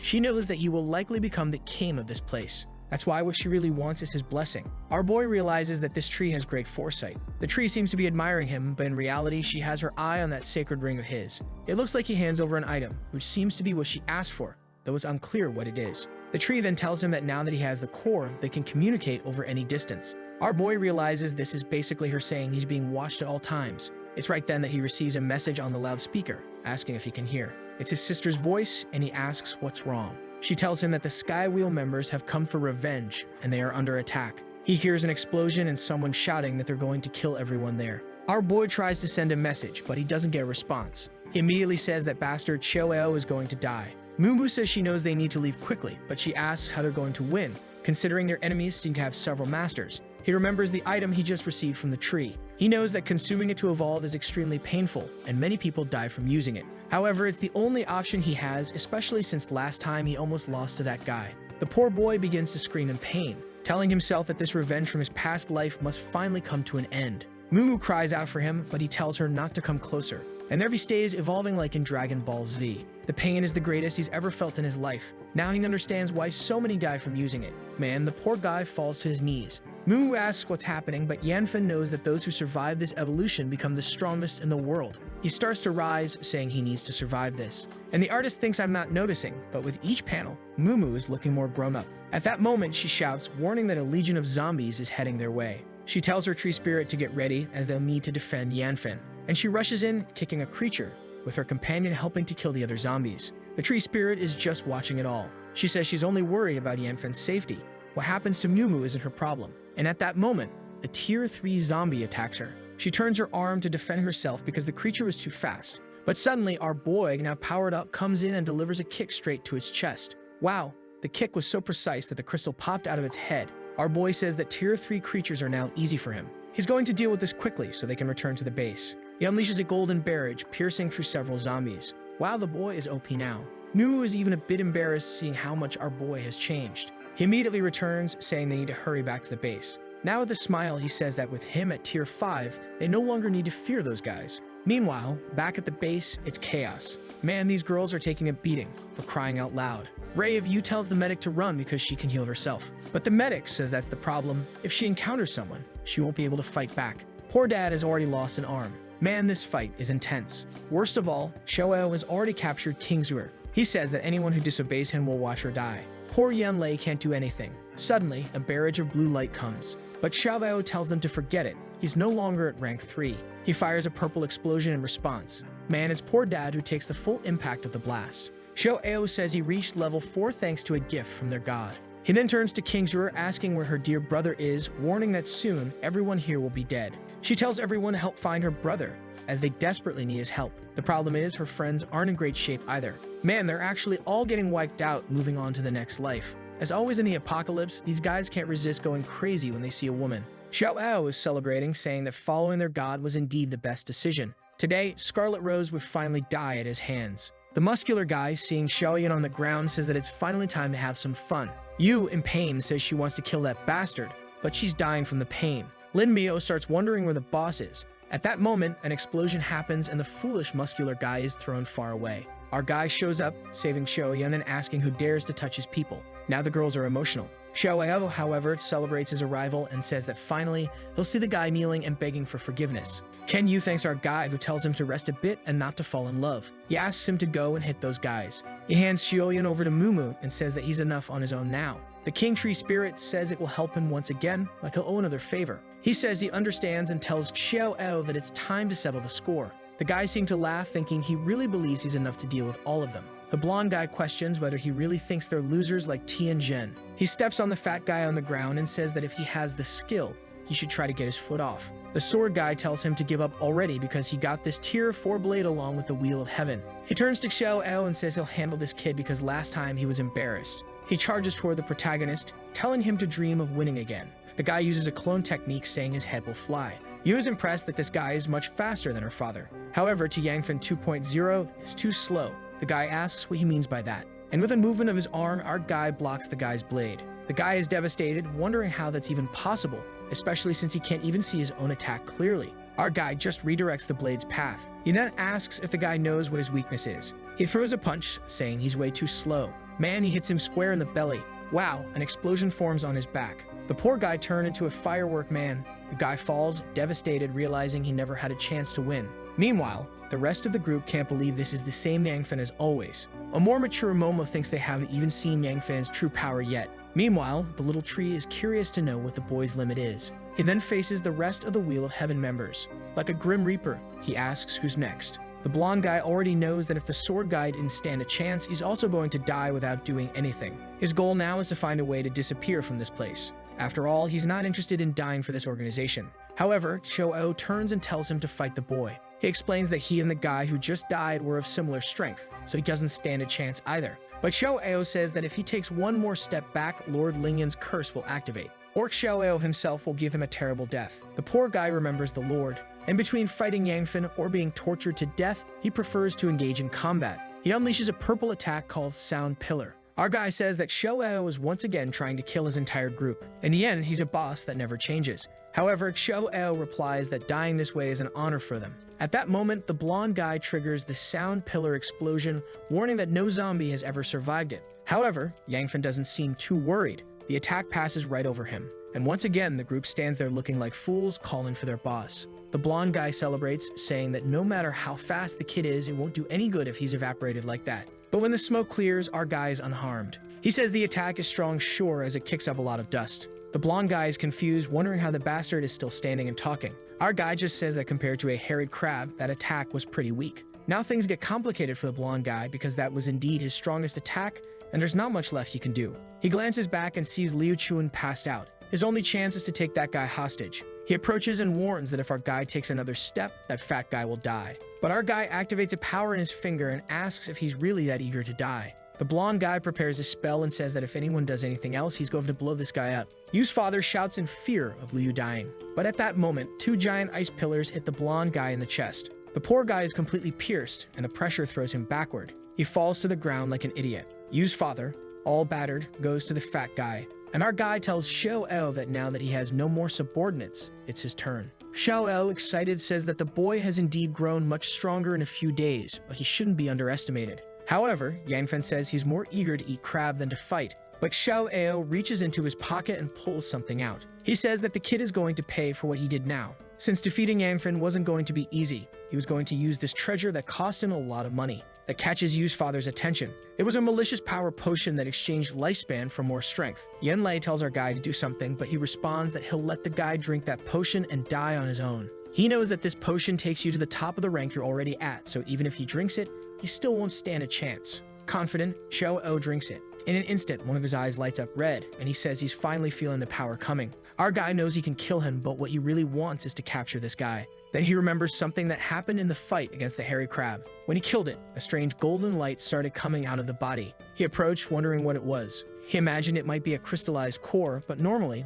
they don't have that shape. As soon as he touched it, a lot of energy seemed to be absorbed. Obviously, he decided to store it in the ring because it seemed valuable. Back in the present, he thinks it might be a good idea. He extends his fist with the ring. And in the same second, Shou is already in front of him. As soon as he grabs Shou's fist, most of his power seems to disappear. The energy continues to be absorbed, and Shou wonders what is happening. Our guy tells him to just give up on that power and transfer everything to him. Shou screams in desperation, saying he can't let things end this way. But the black hole core begins absorbing everything. The poor guy falls to the ground, exhausted. Yangfen understands what that pearl is. A core that condensed the ability the crab possessed, but in the form of an item. Shou asks what he did since his powers have disappeared. Our guy shows the energy he stole and says that from now on it's his. Desperate, Shou asks for it back. But our guy says he's going to take revenge for the past life and take everything valuable from him. Of course, Shou has no idea what this past life talk is about. But Yangfen isn't going to chat much, and delivers a fiery punch right to him. The poor guy is surrounded by a barrage of attacks. Man, we fast forward 2 days later. Lin Miao is still working tirelessly to heal everyone. Du Yu's father is still talking about eating that hairy crab. Looks like that thing is never going to get done. Lin Miao then comments that she wishes she were stronger so she'd stop holding the boss back. Our guy comes swaggering in, asking who's badmouthing him. Right behind him, the girls come carrying something huge. Of course, it's the crab. Everyone gets excited because, as a monster item, it restores even more power. Already enjoying it, they say they never imagined eating something so good during the apocalypse. Yu tells our guy that thanks to him, everyone is smiling. But the guy is in a bad mood and says none of this matters. Since there will be more mutated creatures, there will be more food shortages, and the monsters will only get stronger. But Yu says he has already ensured the safety of the two bases and should relax a bit. She's eager for the day they can finally get rid of this apocalypse. He then says that maybe, with everything that's happened, things will indeed get easier. Mumu then grabs everyone's attention and says she has the results from the day she went out with Yangfen. They were special potions, one for each person, that she and the boss had prepared. Each potion was suitable for the one who needed it. Even the level 2 people got a 3rd stage potion. Kasha-1, the pink-haired sister, is sad because she wants to protect her sister, but now she's stronger than the poor thing. Mumu then explains that normally a potion requires various tests, but they don't have time or resources for that, which means she's not sure what will happen when they drink it. But excited, Shoyan says they've been through so much, so she won't be afraid of it. However, our guy says that anyone who's scared doesn't need to consume it since they'll find more normal potions in the future. The cowardly trash who are afraid of dying obviously say right away that they won't consume it then. Our guy tells his group that if anyone doesn't want to drink it, they can say so. The fat guy says he doesn't care much about this advancement thing, looks like he enjoys getting beaten up the weirdo. Our guy then says that whoever isn't going to drink the potion should leave the room. The 3 cowardly trash run away immediately. Yu asks why he's letting them go when they need more power. However, our guy, being a good leader, says that he doesn't want to force anyone to become stronger or suffer. He tells everyone to drink except the medic, because if anyone feels sick, she'll be there to take care of them. But I think the artist forgot who the medic is because he had her drink it too. Outside, the useless ones are wondering what all the screaming is about. Looks like everyone is already drinking. The rabbit-toothed guy asks if they're being seen as deserters now. The fat guy says he believes they only have one life, but there's always a chance to get stronger, says the scaredy cat. Meanwhile, at the Scarlet Rose gate, the bald guy is startled. He points his chest heater and warns that if the guy takes another step, they'll attack. But the Jonesar-looking character says if they want, they can shoot now as he's here to relieve his anger. The idiots fire immediately. But in the same second, the guy vanishes right in front of them. They have no idea the bastard is already behind them. He smacks the bald guy on the head and kicks the other one beside him. Punches a wall right then, telling Yangfen to get out of this base. The whole place is shaking and they wonder what's going on. Our guy says it looks like someone's arriving and tells everyone to rest. With him being number 5, the others will just get in the way during the fight. He then turns and tells everyone that there's a gift for them under the table. The father looks and sees a box. Inside, there are a bunch of green necklaces. These were items that also had an inventory inside, and the medic says there's something there. Meanwhile, the guy who invaded is walking through the corridors, wanting to know where the bastard who killed his nephew is. He decides that if the kid doesn't show up, he'll bring down this whole base. But then someone tells Yanshin to stop. It's our guy who arrived with 2 fools who apparently want to die. The guy turns and says if they know his name, they know why he's here. He stretches out his hand and says that Lord Lingyan invites him to the Wheel Heaven base. Actually, the guy throws a card into the air and our guy asks what that's for. Dangshin explains that it's an item that protects his life. And now that he's loaded with treasures, there are tons of people from Dichuan who want to come here and attack him. He warns that it's best for him to swear loyalty to Lord Zhu Lingyan or he'll be killed in the final challenge. However, Yangfen just returns the card, saying he doesn't want their help. Besides, he's going to be the winner in the arena. Dangshin seems to think our guy is pretending to be strong. At that moment, he catches the card in the air, but he feels something strange. Our guy had thrown it with force, and the fool was dragged halfway down the corridor just holding the card. Our guy warns that it's best he disappears quickly if he doesn't want to start a war.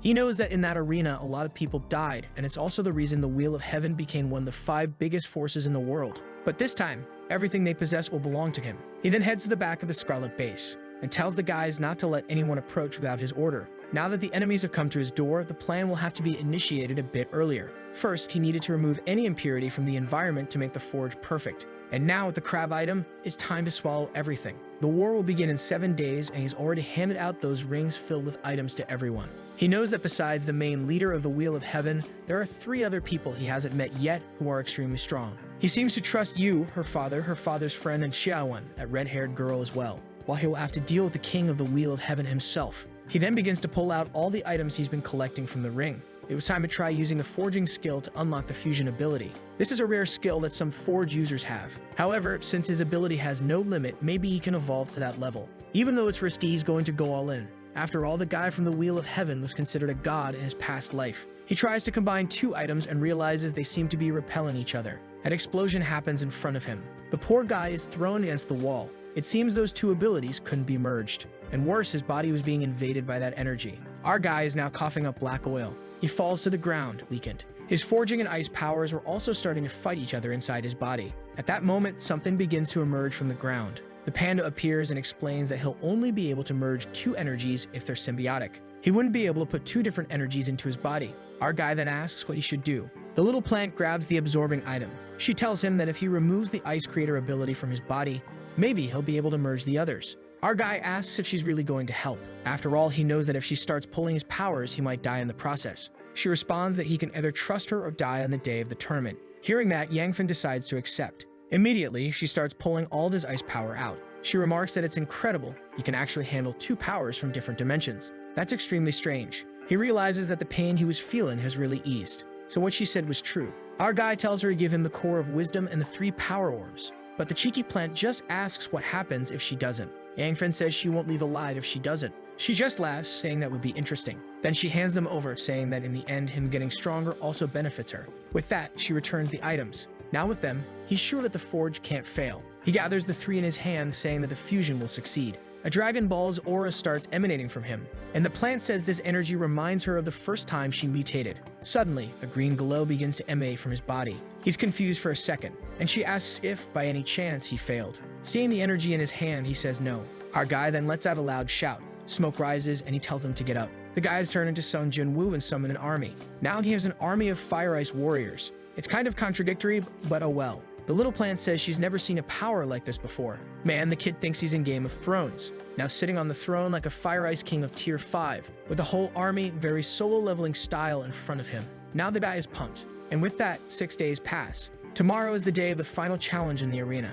A bunch of zombies are running. The Dan Chen Yu is walking through the city, attracting everything around. Everyone is excited, thinking they'll get to kill a bunch of level 2 and 3 creatures. It tells them to stop being so excited and start killing the creatures. The poor guy is about to take a hit from behind. His power to force the creatures to obey seems to be failing, but a bolt of lightning strikes the zombie. Yanlei appears now at tier 4 at the peak of the Soul Lightning King, and Chen Yu tells him to stop introducing himself and just kill the creatures already. Yu's little robot had also reached tier 4, and she was already at the pinnacle of mechanics, telling them to gather those cores quickly so they could send them to the boss. Her father was just fuming that his daughter only ever thinks about that damn guy, when suddenly, the whole ground starts shaking. Ken Yu, worried, asks what's happening. Man, Muba's teenager had turned into a giant. She apologizes, saying that Xiao Huai got a little stronger than she expected. Everyone thinks she looks more like a boss than the actual bosses. And Xiaowen tells everyone to hurry up and gather the crystals because their success depends on it. Everyone seems super motivated. Sometime later, in the secret part of the underground base,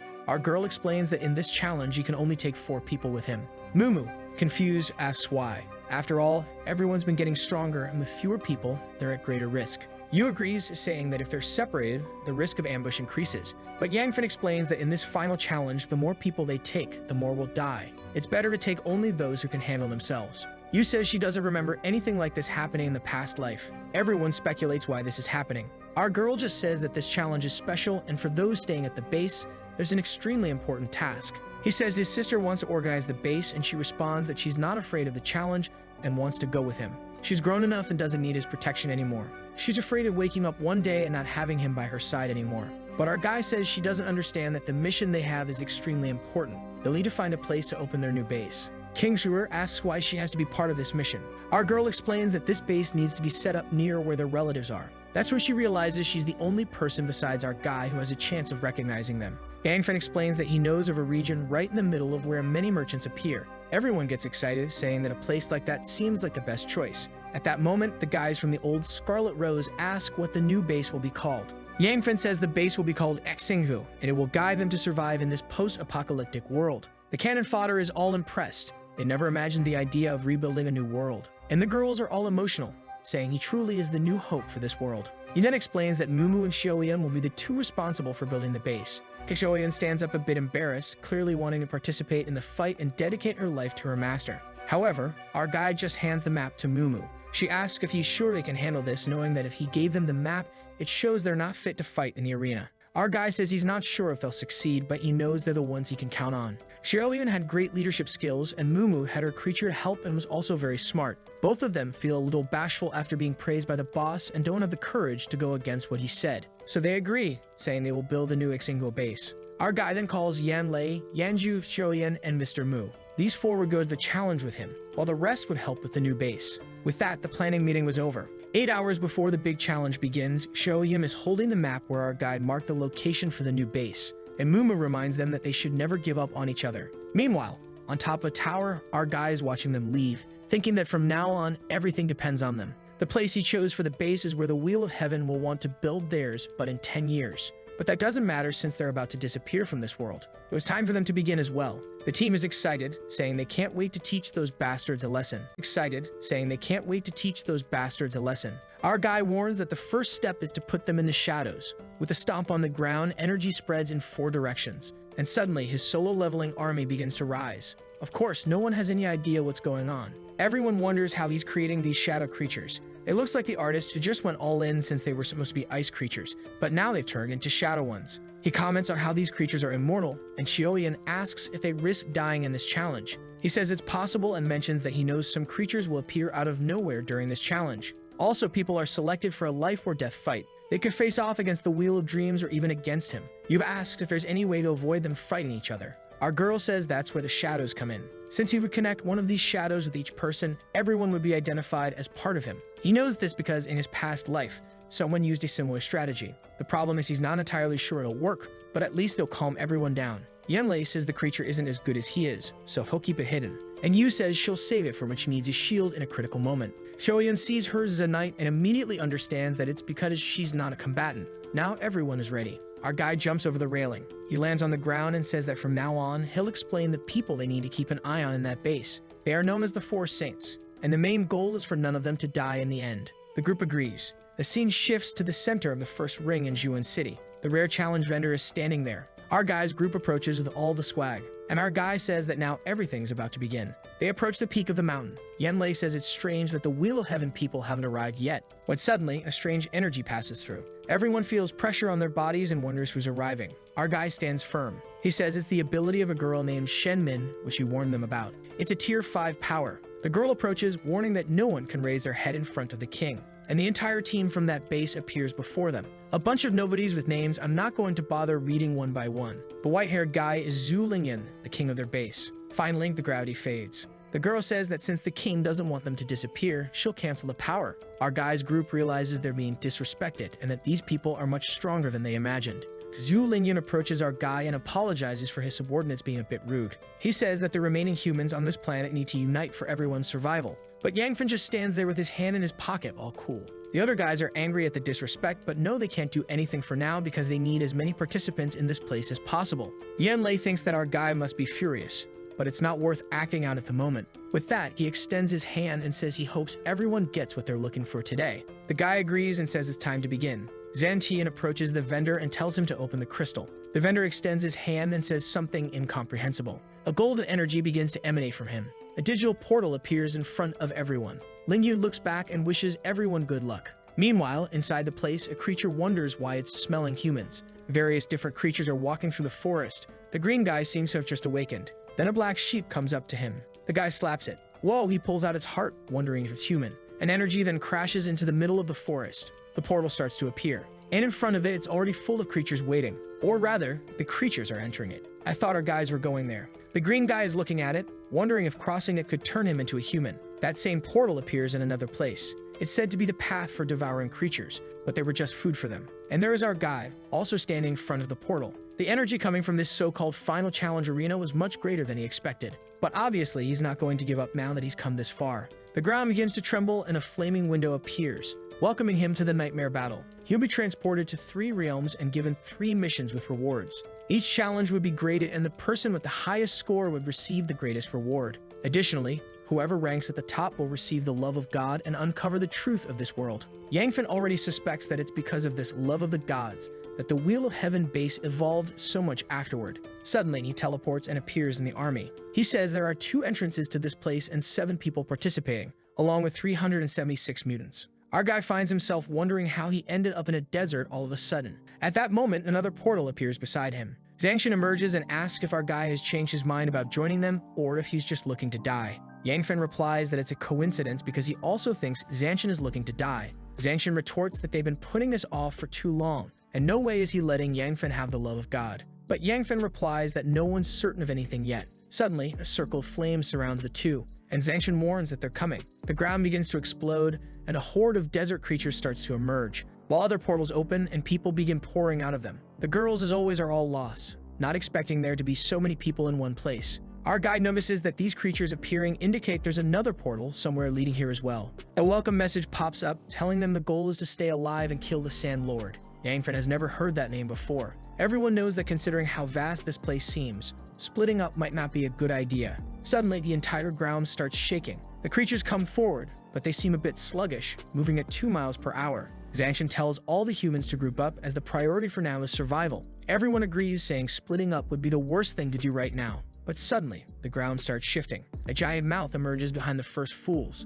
A bald guy jumps and manages to escape. But the girl who's about to get bitten begs for help, saying she'll do whatever he wants. The bald guy, of course, just calmly watches. She keeps pleading for help, but he turns away and just says goodbye. And with that, she's devoured. The snake keeps gliding through the desert. It seems that's the Sand Lord with extremely unpredictable attacks. The fact that it disappeared right after killing someone suggests it might have some kind of cooldown time. The bald guy feels sad for letting the girl die, but he knows that if the situation were reversed, she wouldn't have helped either. Our guy just observes that the girls who entered there are in deep trouble. In this place, being beautiful won't help at all, and soon enough, they'll be dead too. At that moment, a window appears in front of him. It says he has 3 points in total and tells him to keep up the good work. He begins to deduce that the stronger the creature, the more points it gives. What's strange is that he earned a point for the girl being eaten. This shows that if other people die, he'll probably get more points too. He just hopes things aren't too difficult for his friends. The bald guy receives a message that the 10 people with the highest scores will survive. The white-haired girl already realizes that if that's the case, she'll need someone's help.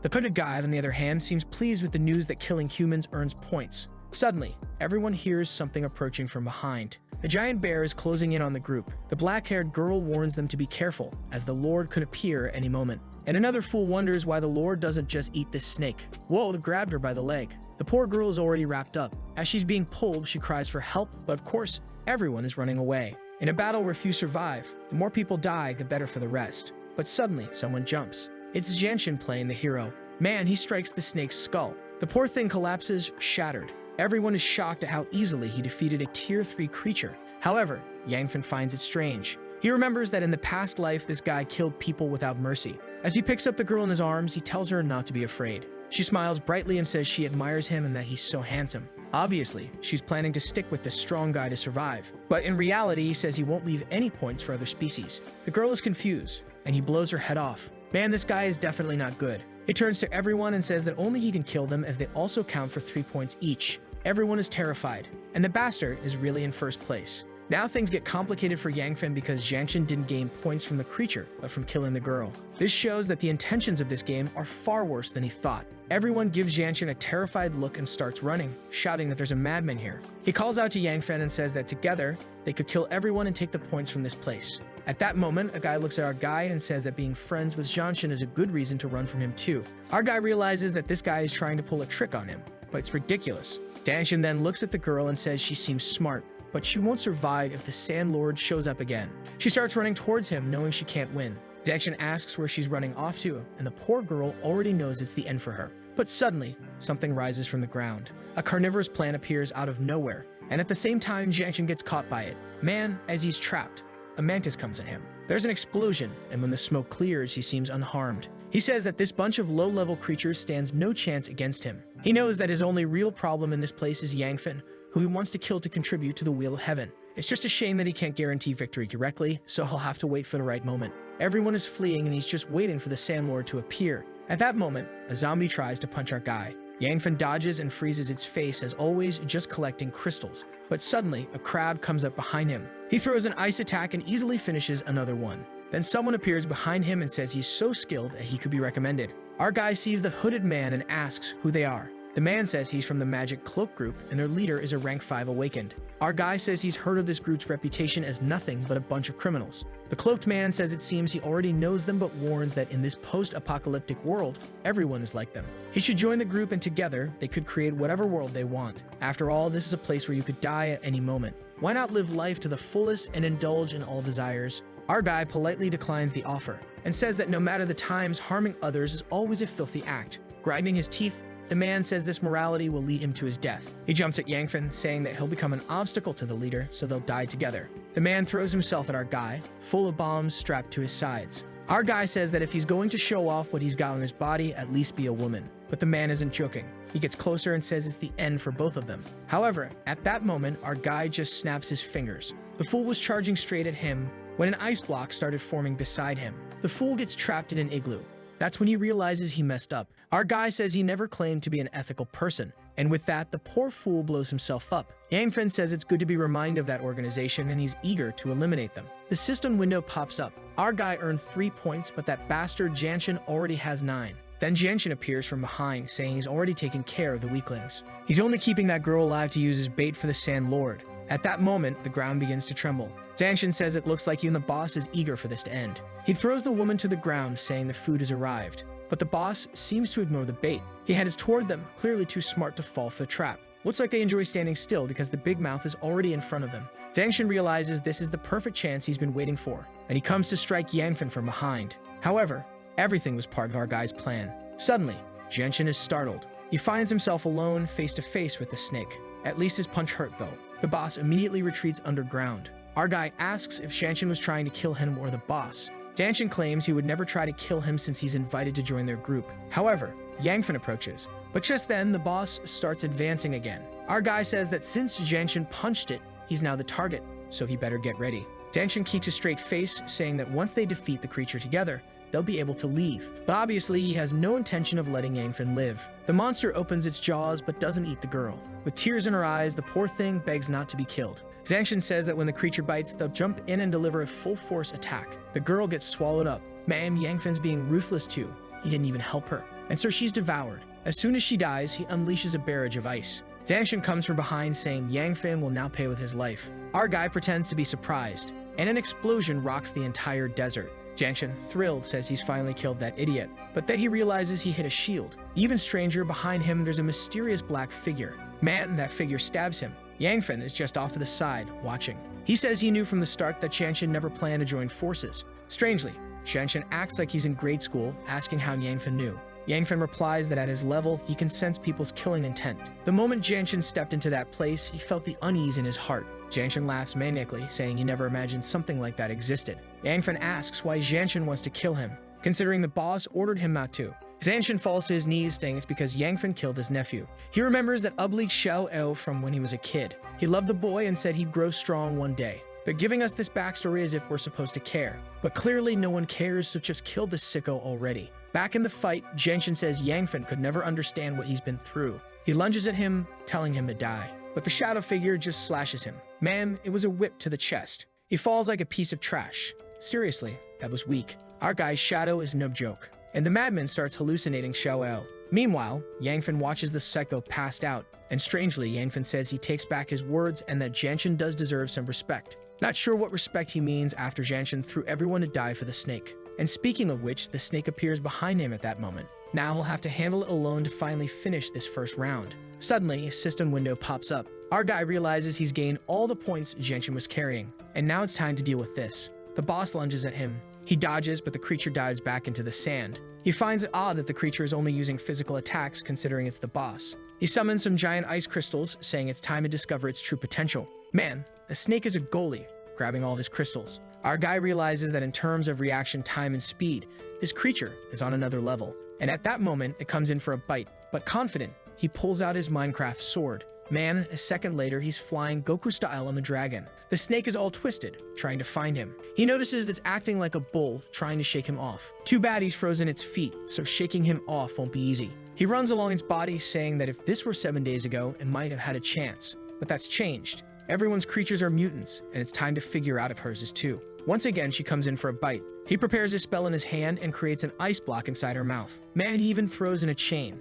Where is all this coming from, Kurapika? In the end, intelligence is the big difference between beasts and humans. He's going to win for the simple reason that she lacks wisdom. That's why they won't be replaced by machines either. Tell that to ChatGPT. Our guy pulls out a spear, saying he knows the main weakness. He hits it right in the eye, making her go blind. Now she's wobbling, sliding to the side. Just one more attack and he knows she'll be completely blind, bringing victory within reach. But finally, she uses something other than a physical attack and unleashes a solar power. Now things are tricky for our guy, who's midair. The snake fires off the attack and he stretches out his hand, activating the shield. Man, these free fire barriers are way too OP. No wonder he's the king of headshots. But he was shaken. The snake's attack was extremely fast and he barely avoided getting blown up. Looks like he'll have to take this seriously as well. He shouts, "Rise," summoning everyone to appear. Solo leveling style, the shadow army charges forward. The little snake isn't dumb. The moment she sees that swarm of shadows, she starts running in panic. Our guy gets angry, calling this snake a coward. But suddenly, something begins to form beneath his feet. The ground turns into quicksand. He can't break free, and his shadows are all swallowed up. Once again, that immortal snake reappears to take a bite. The problem is that this quicksand is different from normal. It's exerting much more pressure, and our guy's creatures approach, saying they'll save him. But our guy just orders them to return to the shadows, saying this isn't a problem. He prepares his fist, but almost gets hit by a laser. Man, that annoying snake won't leave him alone. Our guy notices that the snake seems to be laughing at him. And worst of all, he's sinking and about to die without knowing what to do. That snake knew more than he thought. Now in suffocating heat, unable to move a muscle, he wonders why he didn't take this more seriously. The sensation of near death starts to fill his body. Suddenly, he begins to have strange memories. A chubby kid slumped against the wall, someone demanding money. Looks like our guy was part of a gang. He wasn't the nerdy kid after all. The chubby kid, desperate, says he doesn't have any money. But our guy grabs the backpack, saying if there's nothing in it, he's not holding on to it. He smacks him on the head and rips it from his hands. Out of the bag falls a cute little teddy bear. And the chubby kid says not to mess with his doll. Man, he gets stomped on the hand. The bald guy rubs his foot while the chubby kid rides in pain. Looks like it was already the apocalypse because the bald guy said that doll must be worth a lot. He tells the chubby kid that if he has a doll like that, he must have more money stashed somewhere. The poor kid doesn't respond and the bald guy stomps on his foot again. Our guy, the gang leader, says they should just sell the doll and they'll have money to go play some games again. While he thinks about giving the doll to Kingsu, thinking she'll love it. But then someone shows up and tells them to stop hurting her brother. A girl more dead than alive says that if they don't leave her brother alone, she'll beat them all up. But the chubby kid says they're just playing and tells her to go away. A sister says that this game seems to be causing him a lot of pain. The poor guy gets stomped on again and says it's hilarious. The bald guy agrees, saying they're going to have a lot of fun. I don't know what's going through our guy's mind as he just stands there saying nothing. And the desperate sister tells them to stop hurting her brother. Then she trips over a rock. Man, off she goes, Paralympic style. Well, this fall's going to be bad. Yep, I think she's dead. Her brother, desperate, pulls a flash move and sees her falling. The bald guy says the girl is stupid for diving into the water with crutches. Our guy was about to tell them to call the adults to save her. But the bald guy slaps him, saying if they do that, they'll get in trouble. With that, they all run off, saying she jumped in on her own, so it's not their problem. Meanwhile, the chubby kid is on the shore, calling out for Ayan. Our guy approaches and tells him to find someone to help. But he says it's too late. By the time anyone comes, she'll already be dead. And there goes another diver. Our guy just watches, wondering what kind of crazy brother this is. The girl is calmly floating there. Her brother approaches, saying he's going to save her. He pulls her in, seems like she's a professional swimmer. Definitely Paralympics material. The brother tells her not to worry. He'll take her back home. But then her leg gets caught in the weeds. Man, he says she's going to be pulled down and die. Honestly though, can't you just step and resurface? He asks our guy for help, saying there's a plant wrapped around her leg. The problem with that river is that it's incredibly fast. Our guy is scared to go in and die, never seeing his family again. So he turns away, saying he doesn't even know how to swim. The two are desperate, brother and sister, almost gone. They both get submerged. The truth is, our guy knew how to swim, but he was afraid of death. That's why he couldn't save them. But now he remembers the present. Everyone calls him boss. This guy can't die like this. Determined, he's ready to invoke his protagonist's powers. And here comes the snake for another bite. He tells himself that if he dies here, no one will save the people he loves. He absorbs all the sand into his ring just as the snake is about to bite. And at that moment, he activates the Judgment Day Ice Flame. These names are getting bigger, and so is the power. Man, I don't get it. He creates a bubble and jumps right on top of the snake, who's suffering. He lands a blow to her neck, and just like that, the snake became sushi. Our guy says he won because he simply cannot lose. A truly genius line, congratulations. The dimension begins to collapse and Yangfin wants to know where his reward is. A window pops up, informing him that as the sole survivor, he would get everything left in that place. He receives a Liu World Fruit, a card that returns to its original position, and a universal key that needs 3 more parts to be complete. He seems to remember something about this key fragment, probably related to that love of God item. Some flames start to rise from his body, with time to return to the beginning. As soon as he reappears, he's worried about how the others are doing. He pulls out a communication device to check what's happening. Yu says that her world is full of zombies, but she's managing. Hachilian says that thanks to the shadow he gave her, she's surviving. And that one guy, who I still don't know the name of, says he also passed the challenge. However, our guy hasn't heard from Yan Lei. He calls for him, but there's no response. Xiaoyan suggests that maybe Yan Lei's headset broke during the fight, and the nameless guy says Yan Lei is stronger than him, so he must have survived. Our guy then tells everyone to focus on their tasks, confident that Yan Lei is strong enough.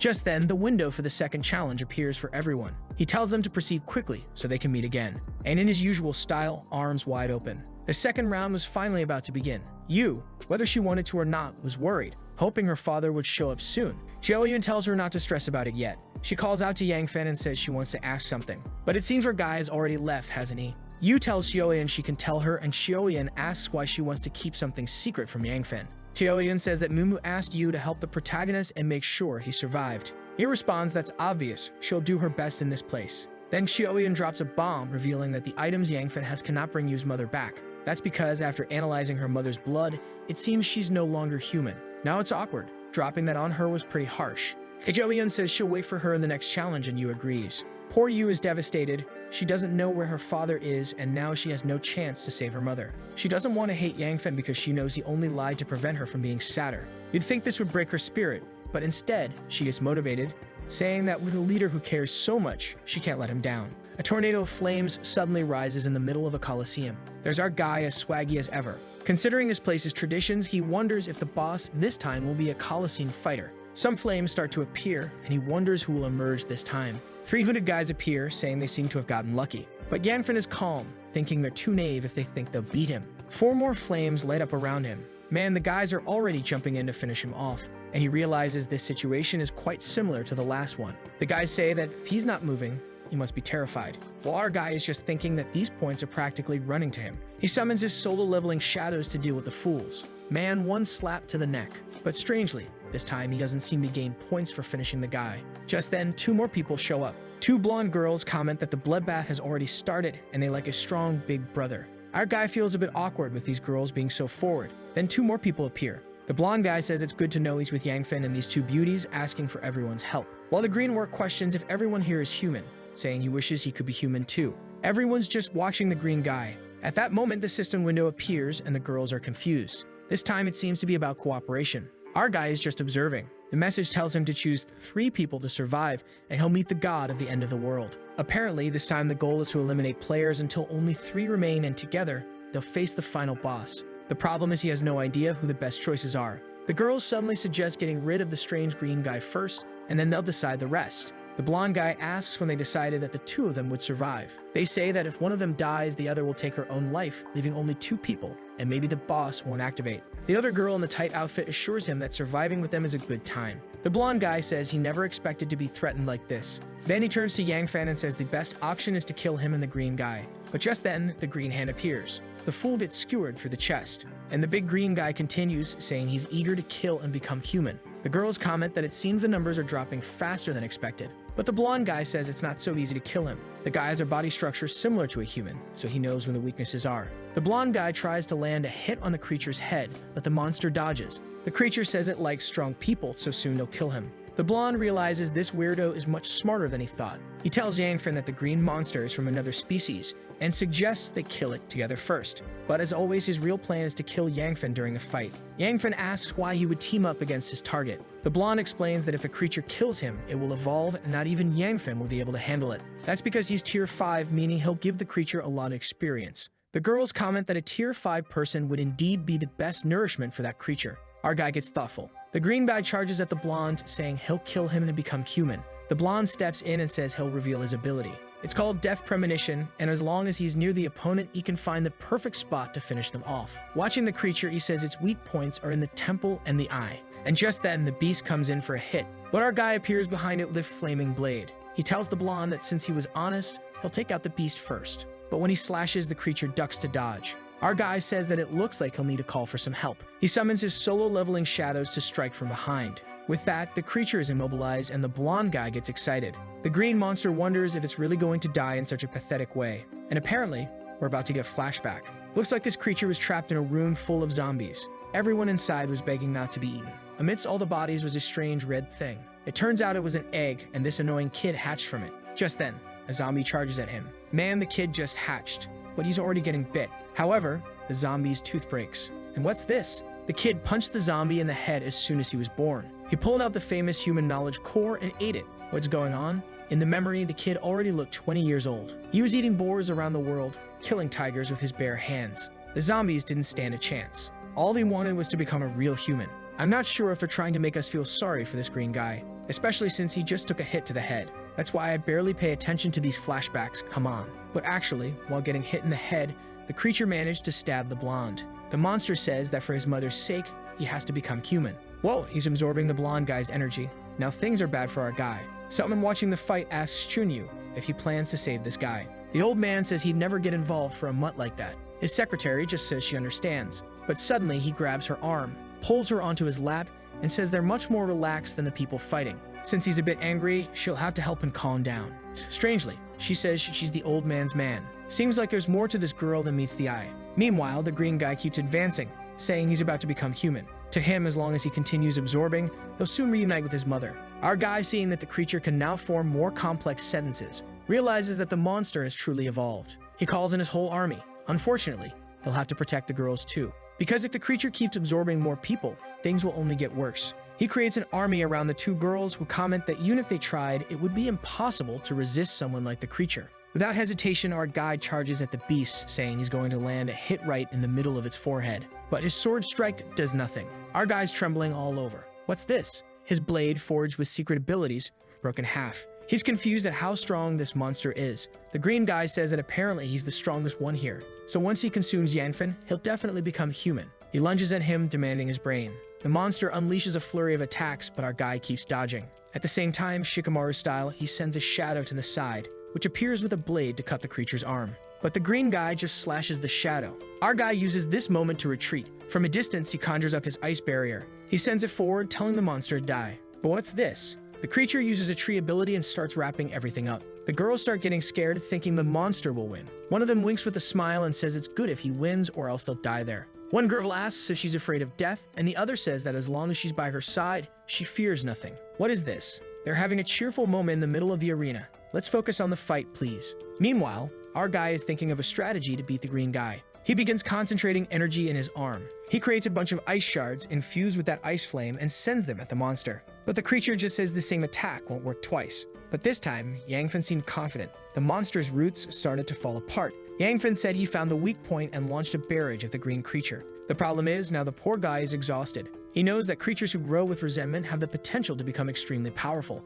In his past life, this type of monster required the help of several bases to be eliminated. The sword-wielding secretary said that it seemed like the battle was ending. However, the old man said it wouldn't be that easy. At that moment, something appeared behind our guy. I thought he would react, but the idiot was just lifted up. The monster asked how Yangfen dared destroy him and said he would recover by devouring him. It rushed toward him, saying it would drink all his blood. But our guy just summoned the black hole, asking if the monster had that ability. An energy shot toward the green creature. It began to be pulled, wondering what was happening. And with that, the poor thing was gone. Our guy collapsed to the ground, exhausted. That left him completely drained. He then turned to the girls and said it was time for the three of them to deal with the boss. What the hell? When he turned around, the two were dead. He found a letter on the ground where they thanked him for his protection. They wrote that they hoped he would survive, but they preferred to die together rather than be torn apart. I think the author was too lazy to kill those two, and the artist did the job. The problem now is that our guy believes there's no one left to start the challenge. But then he hears footsteps behind him. It's the old man and his armed secretary congratulating our guy and saying he truly deserves to be the new master of the Scarlet Base.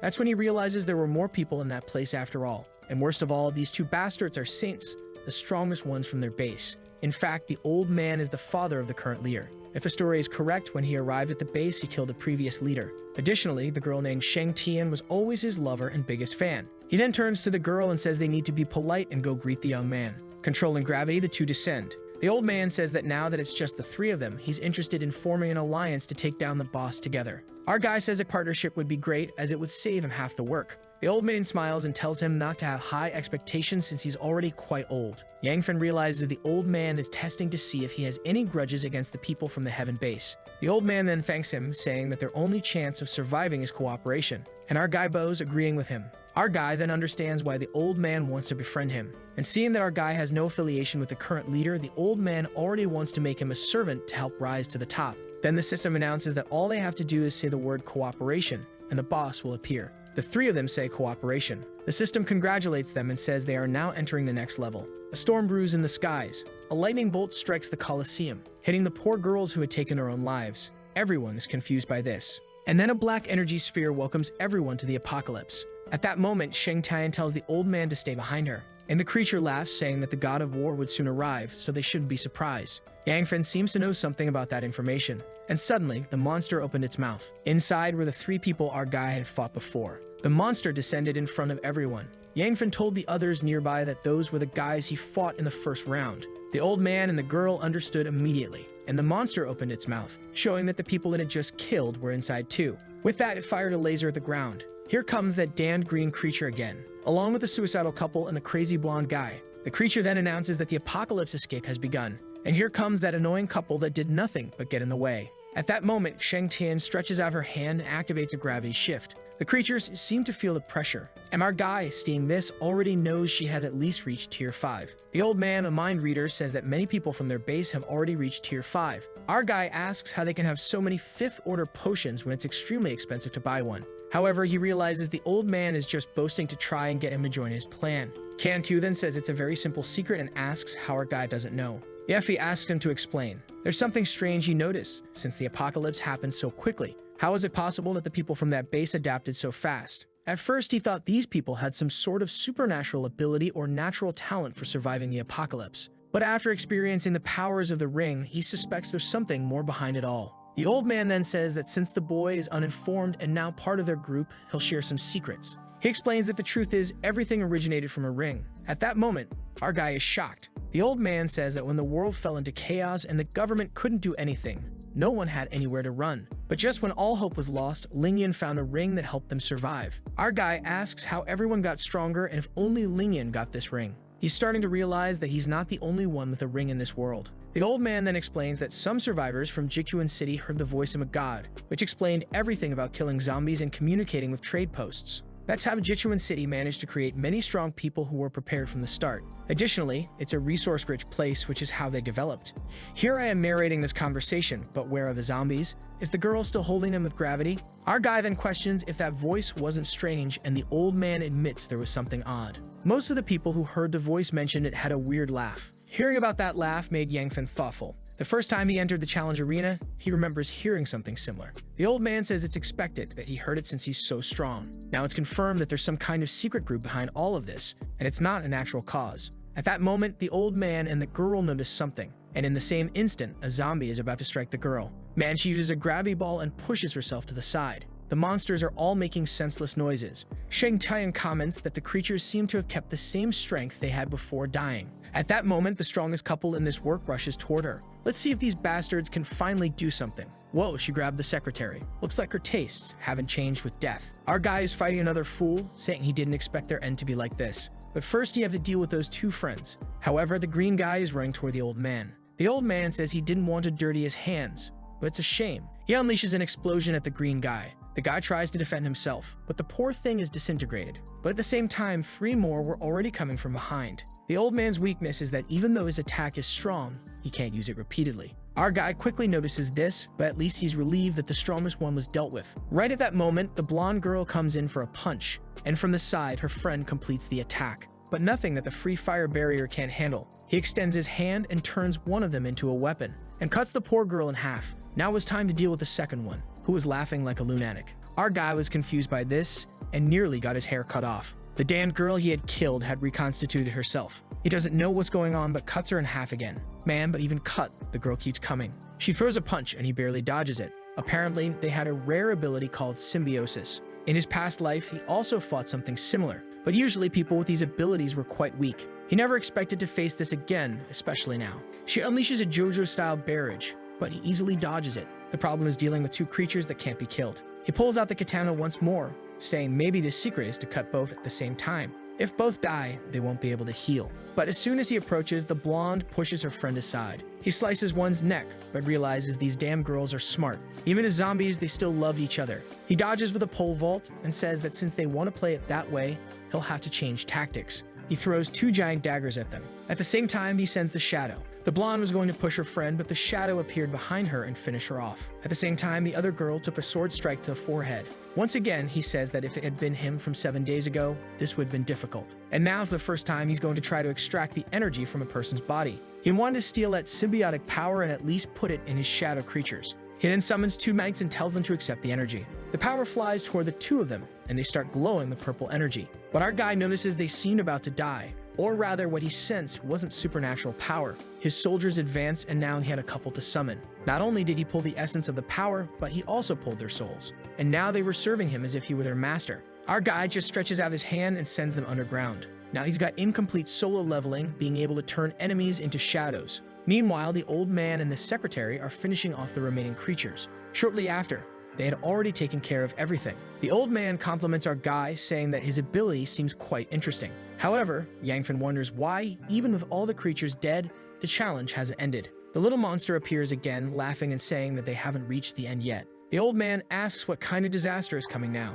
The boss announces that once again they will face the strongest creature they've ever encountered in their lives. Yangfen is calm because the Sand Lord won't have any advantage in this place. The problem is what those two have already faced. And worse, why do they look so sad? Sheng Tian says that if this is happening, Yangfen will find out the truth. He just replies that they have no choice but to deal with it now. The guide just says it's coming. First up is the Lord of the Sand World. Man, there wasn't supposed to be sand, but the creature brought sand with its body, apparently. The second was a flaming Suzaku. Our guy already imagines that these two are the bosses that survived their previous round as well. The creature then says it's time for the third one. Something strange is flying toward them. The weird body explodes on the ground. It rises with a red eye, and Yangfen is shocked. It was Yanlei, the god of thunder, Yu's father. Man, our guy has just discovered that these bastards killed his friend. Sheng Tian asks the old man what they're going to do, and he says to wait and see the boy's reaction first. Yangfen just looks at them. Our guy then says he understands that in the previous arena, everyone had to kill each other, so it's not their fault they had to kill him, but he wants to know how they managed to defeat him. The old man explains that just like him, Yanlei also wanted points, so the two had no choice. The old man doesn't want to start a fight here, so he hopes Yangfen understands the situation. Our guy just turns and says he gets it, but the secretary says his reaction was anything but normal, and the old man immediately adds that he's sure the boy must be planning something since they killed his friend. Our guy then says he'll take care of Yanlei, and they should handle the others. He activates his power and charges toward him, launching ice explosions. However, Yanlei easily blocks them. He glares at Yangfen and rushes at him. Yangfen easily dodges the punch. Sheng Tian wonders why he's doing that. The old man says it's probably the best choice he can make. There's no way he can defeat both of them and still handle these three creatures on his own, so that's why he wants to keep cooperating. However, he warns the secretary that at any moment, Yangfen will probably attack them, so they should be cautious. She says she'll keep an eye on him, and it's a good thing he's fighting Yanlei since that will consume a lot of his energy. Yangfen dodges again, thinking he made a big mistake. Unfortunately, Yanlei had to face the strongest boss from the Wheel of Heaven in the first round. Face to face, Yangfen says he knows this will make you sad, but he needs to finish him off. The creature charges, screaming, and punches straight into the shield. But as the smoke clears, it notices something. Yangfen had activated a tornado and was starting to absorb its power. Yanlei prepares again and throws another punch at our guy. But at that moment, his arm starts getting consumed. Our guy says he'll have to help him survive, but in another way. And with that, he begins absorbing his body. Yanlei is then pulled into the black hole. Yangfen turns to see if the others have handled their side. The phoenix was screaming, approaching the ground as the gravity girl easily brought it down. The old man then arrived beside her and delivered a punch straight to its head. Seeing that the old man looked a bit exhausted, she ran over and asked if he was okay. He said he was just a little fatigued and asked how Yangfen was doing. At that moment, our guy appears and says he's done. The old man is impressed that he won.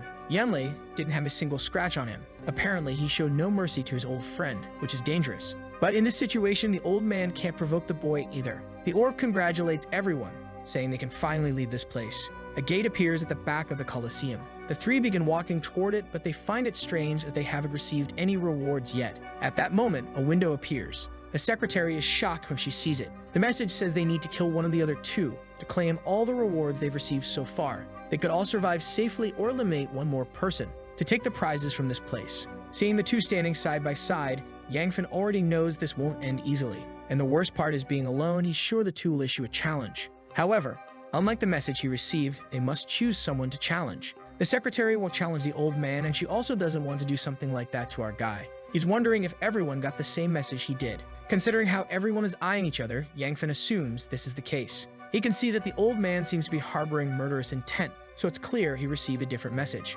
However, maybe the best option would be for everyone to leave without causing any trouble. But of course, the master of this world wouldn't be that kind. The old man then says they're all part of the same group and asks what message Yangfen received. Our guy agrees but says he's at a disadvantage, so he'd like to know their message first. The old man questions whether he really doesn't trust his friend, while knowing that if he reveals his message, he'll die. Yangfen replies that calling him a friend is pushing it in a situation like this, fully aware that the old man intends to kill him. The problem is, if he runs toward that door, it will immediately show that his goal is just to escape. The old man then says that in that case, he'll have to apologize for being a little cruel. And just like that, he orders King Shang Tian to go after our guy. She stretches out her hand and activates her gravity control. Our boy gets slammed to the ground like a fool. The old man says that if someone can't be a friend, they must be an enemy.